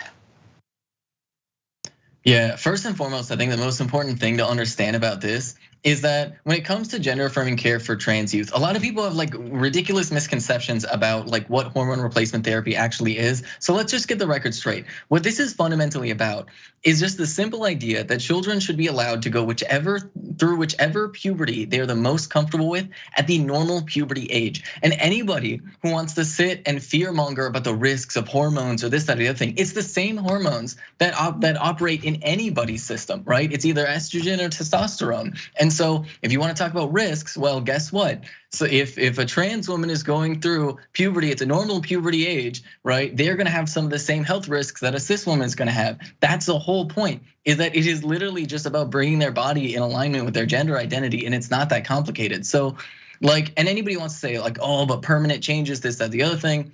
I have news for you. Puberty has permanent changes. Those are permanent changes that everybody at some point in their life will be subjected to, like when they go through puberty. And so it is just about making sure that that puberty is one that is in alignment with who somebody actually is. Because if you as a cisgender person were forced to take the wrong hormones for your body, it would cause you an immense degree of distress, But that is exactly what these conservatives want to do, is they want to make people's lives intentionally miserable. Because I'll go one layer further.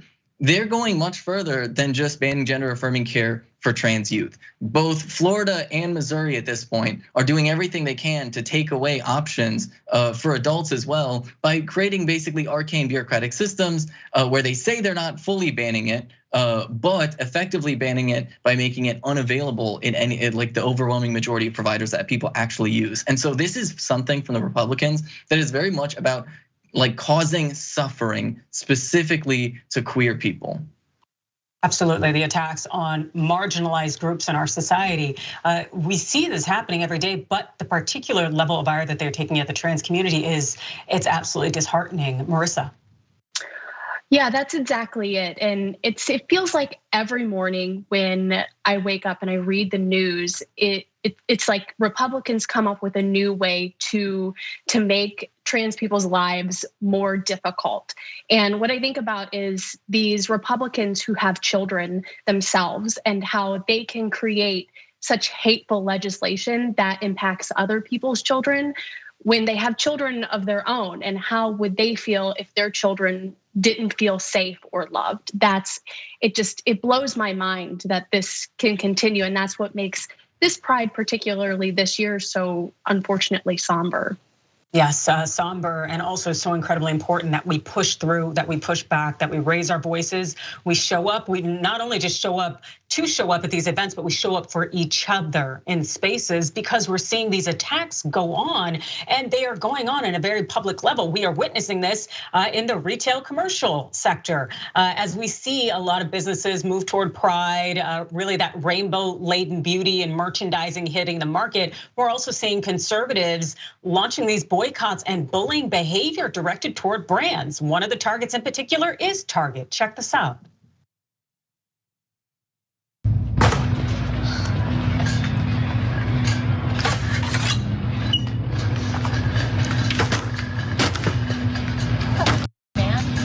It's disgusting. That's devil worship. That's devil worship. This right here. These are baby clothes. They say that grooming isn't happening, then why are there Pride baby onesies? Trans people will always exist. This is the ugliest shirt I've ever seen. OV, you take your kid to Target.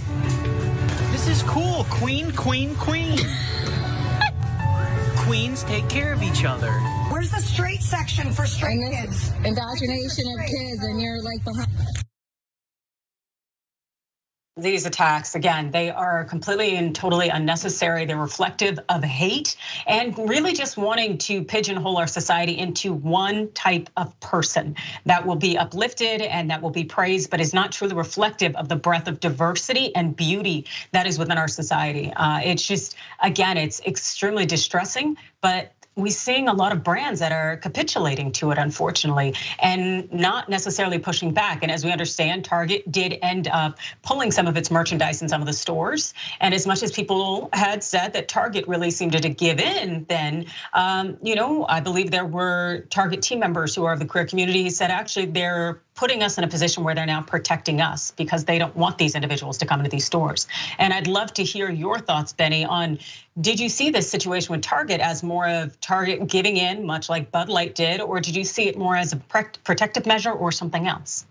I definitely saw it as giving in because, to be entirely honest, Target is a big corporation. They have a high budget. They can afford to deal with things because fundamentally, we need to understand that at the root of all of this transphobic nonsense that these Republicans are pushing is a deeply anti-Semitic conspiracy theory. Quite literally, the whole line of grooming is something that comes directly out of Nazi Germany. What they unironically believe is that there's some secret group of Jewish people that is turning people gay and trans as part of a larger plot to replace white people. It is deeply, deeply unhinged, and it's also fundamentally dangerous because what we are seeing right now is the beginnings of this brown shirt movement across the country, quite literally using the exact same tactics. And if you capitulate to them, it creates this false sense of both power for them when they don't have it yet, and at the same time, it gives a sense of legitimacy to the claims that they're making about queer people across the board. And so fundamentally, we need to understand how dangerous these people are because they will not stop here. Because unfortunately, what we are seeing is we're seeing some of the same patterns of behavior that we saw,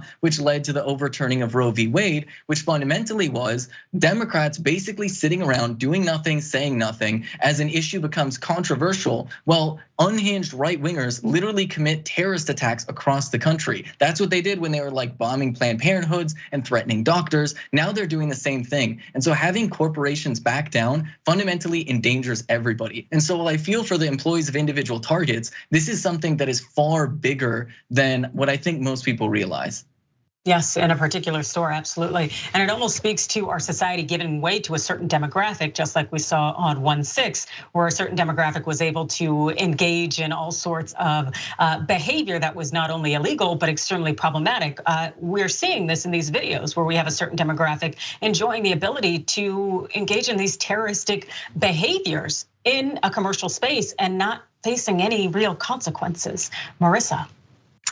Yeah, I'm really glad that you brought that up, Benny, because this is all rooted in a campaign of mis and disinformation to villainize a group of people that these people are afraid of. The people in that video that you showed, Adrienne, they're all losers and they have way too much time on their hands to go into a Target and harass people and destroy a display. It just doesn't make any sense to me why these folks are doing this besides disinformation and misinformation. Absolutely, and they know that they're gonna get away with it, that any kind of prosecutorial takes on it will probably be very light-handed, and that they're gonna end up generating a lot more fear and hatred than they're going to end up generating condemnation for their behavior, which is really scary. And I know we only have a few minutes left, and so I wanna give you an opportunity, Benny in particular, if you would like to share any notes or any thoughts on Pride or the community or what efforts people can engage in to make meaningful change. Yeah, look, I think the most important thing of Pride this year is that Pride is confrontational and extends far beyond June, because that is fundamentally what we need right now. These people are going out and they're harassing people in the streets. I mean, I literally got harassed by somebody in the streets just the other day, right? So fundamentally, what we need to do is we need to be bold. We need to be confrontational and we need to be clear because we have the majority. The overwhelming majority of people support trans people's right to exist. We just need to give people the power of social truth to recognize the reality that we do all agree that trans people should be allowed to exist. And these unhinged freaks that want to ban our existence are in the extreme minority. And we need to make sure that they know and feel like they are in the extreme minority on this issue. Absolutely, without a doubt. Marissa. Yeah, I mean, for me, Pride it extends beyond June. It's 365 days a year, and we need our allies to speak up. We need people to understand that this is a fight, and it's all year long, and we're not going to take rainbow capitalism. We need people to be loud. We need people to be there for us and support the LGBTQIA plus community all year. Absolutely. And to those out there, you may not be trans, you may not be queer, but this is still your fight because all of the systems of oppression are intertwined. So if you're sitting here saying that doesn't impact me, you are so woefully wrong. And you're gonna find out the hard way unless you use your voice and stand up now. Because once a particular group is targeted, then they move to the next, and it's all interwoven, as Benny has mentioned. And the thing is we need more people to stand up and to actually take action. And so Benny, what can people do? Are you aware of any campaigns, any movements, any conversations that people really need to be plugged into?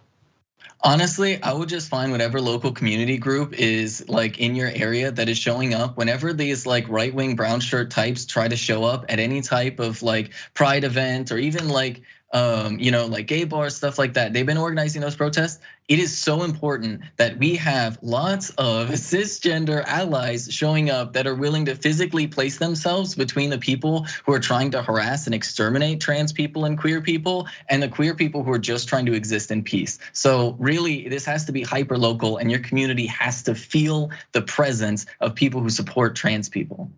Absolutely, and don't be afraid to get involved. Like Benny said, putting yourself in between in the situation. I know we're not supposed to, support violence, but hey, sometimes it's like punching a Nazi. You just got to get in there and make it happen. And I really am grateful for you all for joining us so we could make this conversation happen. Again, that's Marissa Matthews, TYT producer, and Benny Carollo, breakdown host. And you will see much more of Benny's work, and you will hear much more of our voices as we continue this conversation for our 2023 TYT Pride Special. We'll be back.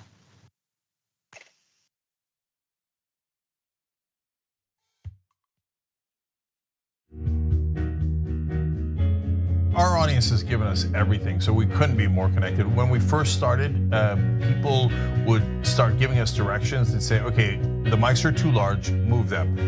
Turn them into lav mics. I mean, they were incredible. And then one guy walked in and gave us a really expensive switcher and said, you guys need this, and walked out. Okay, it's amazing. They helped us build a studio. They did a $2 million funding campaign for us. And so they really are us. We do this show together to the point where some of our hosts are even former listeners. So when we say that the audience is part of TYT, we really mean it. I think what the audience also appreciates is especially if they're members, they really get an inside look into who we are, our personal lives, what drives and motivates us. It goes beyond just storytelling. I think that what we do is allow our viewers and our listeners into our daily lives, and we give them kind of like this inside look into everything that we're passionate about and why it is that we're doing what we're doing, right? Like the motivation behind what we're doing, I think is important for our audience to know, and we're not shy about sharing that with them. And it's different from what people typically see in legacy media outlets where everything is kind of dry and robotic and there's really no personality or authenticity that comes along with it. Oftentimes when we're doing the show, I don't really think of it as me telling them stories. I think of it as us having a mutual respect and conversation with one another. And as I said earlier, I mean, not only do I feel that through the work I do, I'm informing our audience, but they inform me oftentimes as well. They'll pitch stories to us. They'll tell us, a certain perspective or angle to a story that we might have missed. And I love it. Universal health care, raising the minimum wage, doing something about climate change and gun violence and an unjust justice system that locks up black and brown folks. We're not going for the okie doke no more. I think Nina Turner is the leader of the progressive movement right now. It is absolutely a sin and a shame to be in the 21st century in America and having people who are elected to office not only try to separate us, but also use public policy to make it harder to vote. The questions that we get asked is how you gonna pay for it? I said, we gonna pay for it the same way we pay for the tax cuts. That's how we gonna pay for it. We're gonna pay for it in the same way that we give military industrial complex contractors. That's how we gonna pay for it. If standing up for universal health care or Medicare for all is wrong, Jink, I don't want to be right. If believing that working people deserve to have paid family and medical leave is wrong, I don't want to be right. If wanting everyday people of this nation to live a good life is wrong, then I don't want to be right. And we are being tested whether we have courage enough, conviction enough, people power enough to stand up and do what is right for ourselves and generations yet unborn. I'm Nina Turner, and I am unbought and unbossed.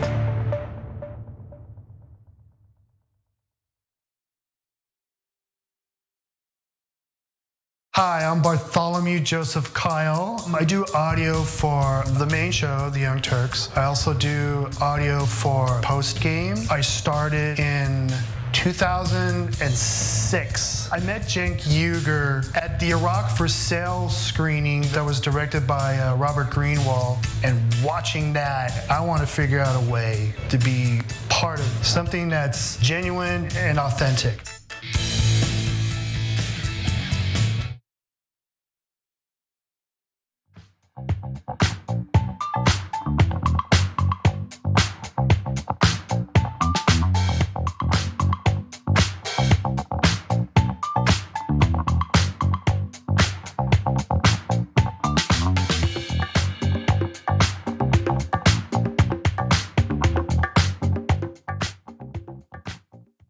Welcome back to the 2023 TYT Pride Special. It's Adrienne Lawrence, and now I have for you an incredible guest who you need to support, learn more about, and really just get behind. That's Maybe Pudlow, AKA Maybe a Girl, progressive Democrat for the US House of Representatives, running for the 30th District out in California. Maybe, thank you so much for joining me. Thank you so much, Adrienne. I'm so excited to be here. Yes, and I'm excited to have you here, and also I'm excited to have you in positions of power. Being the first drag queen who has ever been elected to public office, and I know you are currently serving right now as treasurer and at-large representative for the Silver Lake Neighborhood Council in Los Angeles. And I'm sure it's very difficult to watch all these attacks on the drag community, the trans community, and so many other queer communities across the nation. What is this? How is this impacting your role in what you do as a leader? It's been such an interesting journey, Adrienne. This is my third time running for Congress. I ran in 2020, I ran in 2022, and now I'm running in 2024. I came really close last year. I ended up being in second place out of 9 candidates. And LGBTQIA issues have always been an integral part of my platform. But it just seems that in the past year to 2 years, 3 years, we've been seeing such an increase in anti-LGBTQIA legislation being introduced on levels all across the United States, on the state level and now on the federal level. And, when I started running, again, LGBTQIA issues, huge part of my platform. But now we're at this point where it's a life or death situation for a lot of folks. And, we're being attacked right now. Folks like myself are being attacked. And so it's become even a bigger part of my platform this time around. In fact, a lot of folks ask me, what would be the first piece of legislation that you would introduce if you're elected to Congress? And I have a bill that I would introduce that is a bill that would provide sweeping federal protections for LGBTQIA people in the face of all of this anti-LGBTQIA legislation. Yes, and that would be something that would be very much welcome as far as I'm concerned, and thinking in most parts of California. But we do know that there are plenty of areas in California as well as throughout the nation that are anti-drag, anti-trans. They are largely filled with ignorance and hate. And so I'm wondering, how do you see the future of drag given the current climate? That's such an interesting question. First of all, drag performers, we've always been activists. We've always been at the forefront of, LGBTQIA activism, and more so when it comes to trans people. Trans people have always been at the forefront of LGBTQIA rights. And so I hope that a lot of people start to pay attention and get involved. One of the big reasons that I'm running, well, first of all, let me say, a lot of folks think that I, am running just on an LGBTQIA platform, which that's a huge part of my platform, but it is not the only part. It's, I have an intersectional humanitarian platform. Everybody should be getting involved. We want to be protecting human rights across the board. Healthcare for everybody, housing for everybody, education for everybody, racial justice, environmental justice. It's all intersectional. And so I hope that we will get a lot of folks involved. And there's never been a trans representative federally elected to our government. And I always like to say, as a good friend of mine says, if you are not at the table, then you are on the menu. And queer people are very much on the menu right now. Drag is a part of that, but drag is for some people, that's what they do, but trans is who you are. That's part of your identity. And the thing that a lot of folks aren't talking about is how these anti-drag bills are actually anti-trans bills. When you make laws saying that you can't go out in public dressed as the gender that you weren't assigned at birth, that not only affects drag performers, that affects trans people directly. Absolutely, and the sexualization of just the existence of someone, and it really feeds on this puritanical nonsense that also seems to be interwoven with this Christian base. But either way, it's very, very problematic. And I know we don't have very much time left, and I'm really grateful for the time I've had with you. But if you wanted the viewers to know one last thing, not necessarily just limited to your run for the 30th district there in California, but in terms of this fight on the larger platform against these anti-trans, anti-drag measures, what would you say? I would let folks know that this is happening everywhere. This isn't just happening in red states. We're seeing this happen in states like California. Anti-trans legislation is being introduced here. In fact, right next door in my district in Glendale, folks have been infiltrating the school board with anti-LGBTQIA rhetoric. In fact, there's going to be a school board meeting next Tuesday, and I hope that folks will show up to support queer people because it's expected that the Proud Boys and Gays Against Groomers will be there. So I hope folks will show up for that. Absolutely, show up, show out. Please use your voice, push back, and also support Maybe Pudlo. Thank you so much for joining us. Maybe a girl who is running for California's 30th district. That election is March 5th of 2024. But between now and then, put in the work to back Maybe and her good work that I know she will do if elected to Congress. And I wanna thank you all so much for joining us for the TYT Pride Special for 2023. I know we talk about issues impacting queer, trans, drag communities all year long, and we need to keep up that conversation. So please do join us, support us, and use your voice and lead with us. Thanks so much and enjoy the night.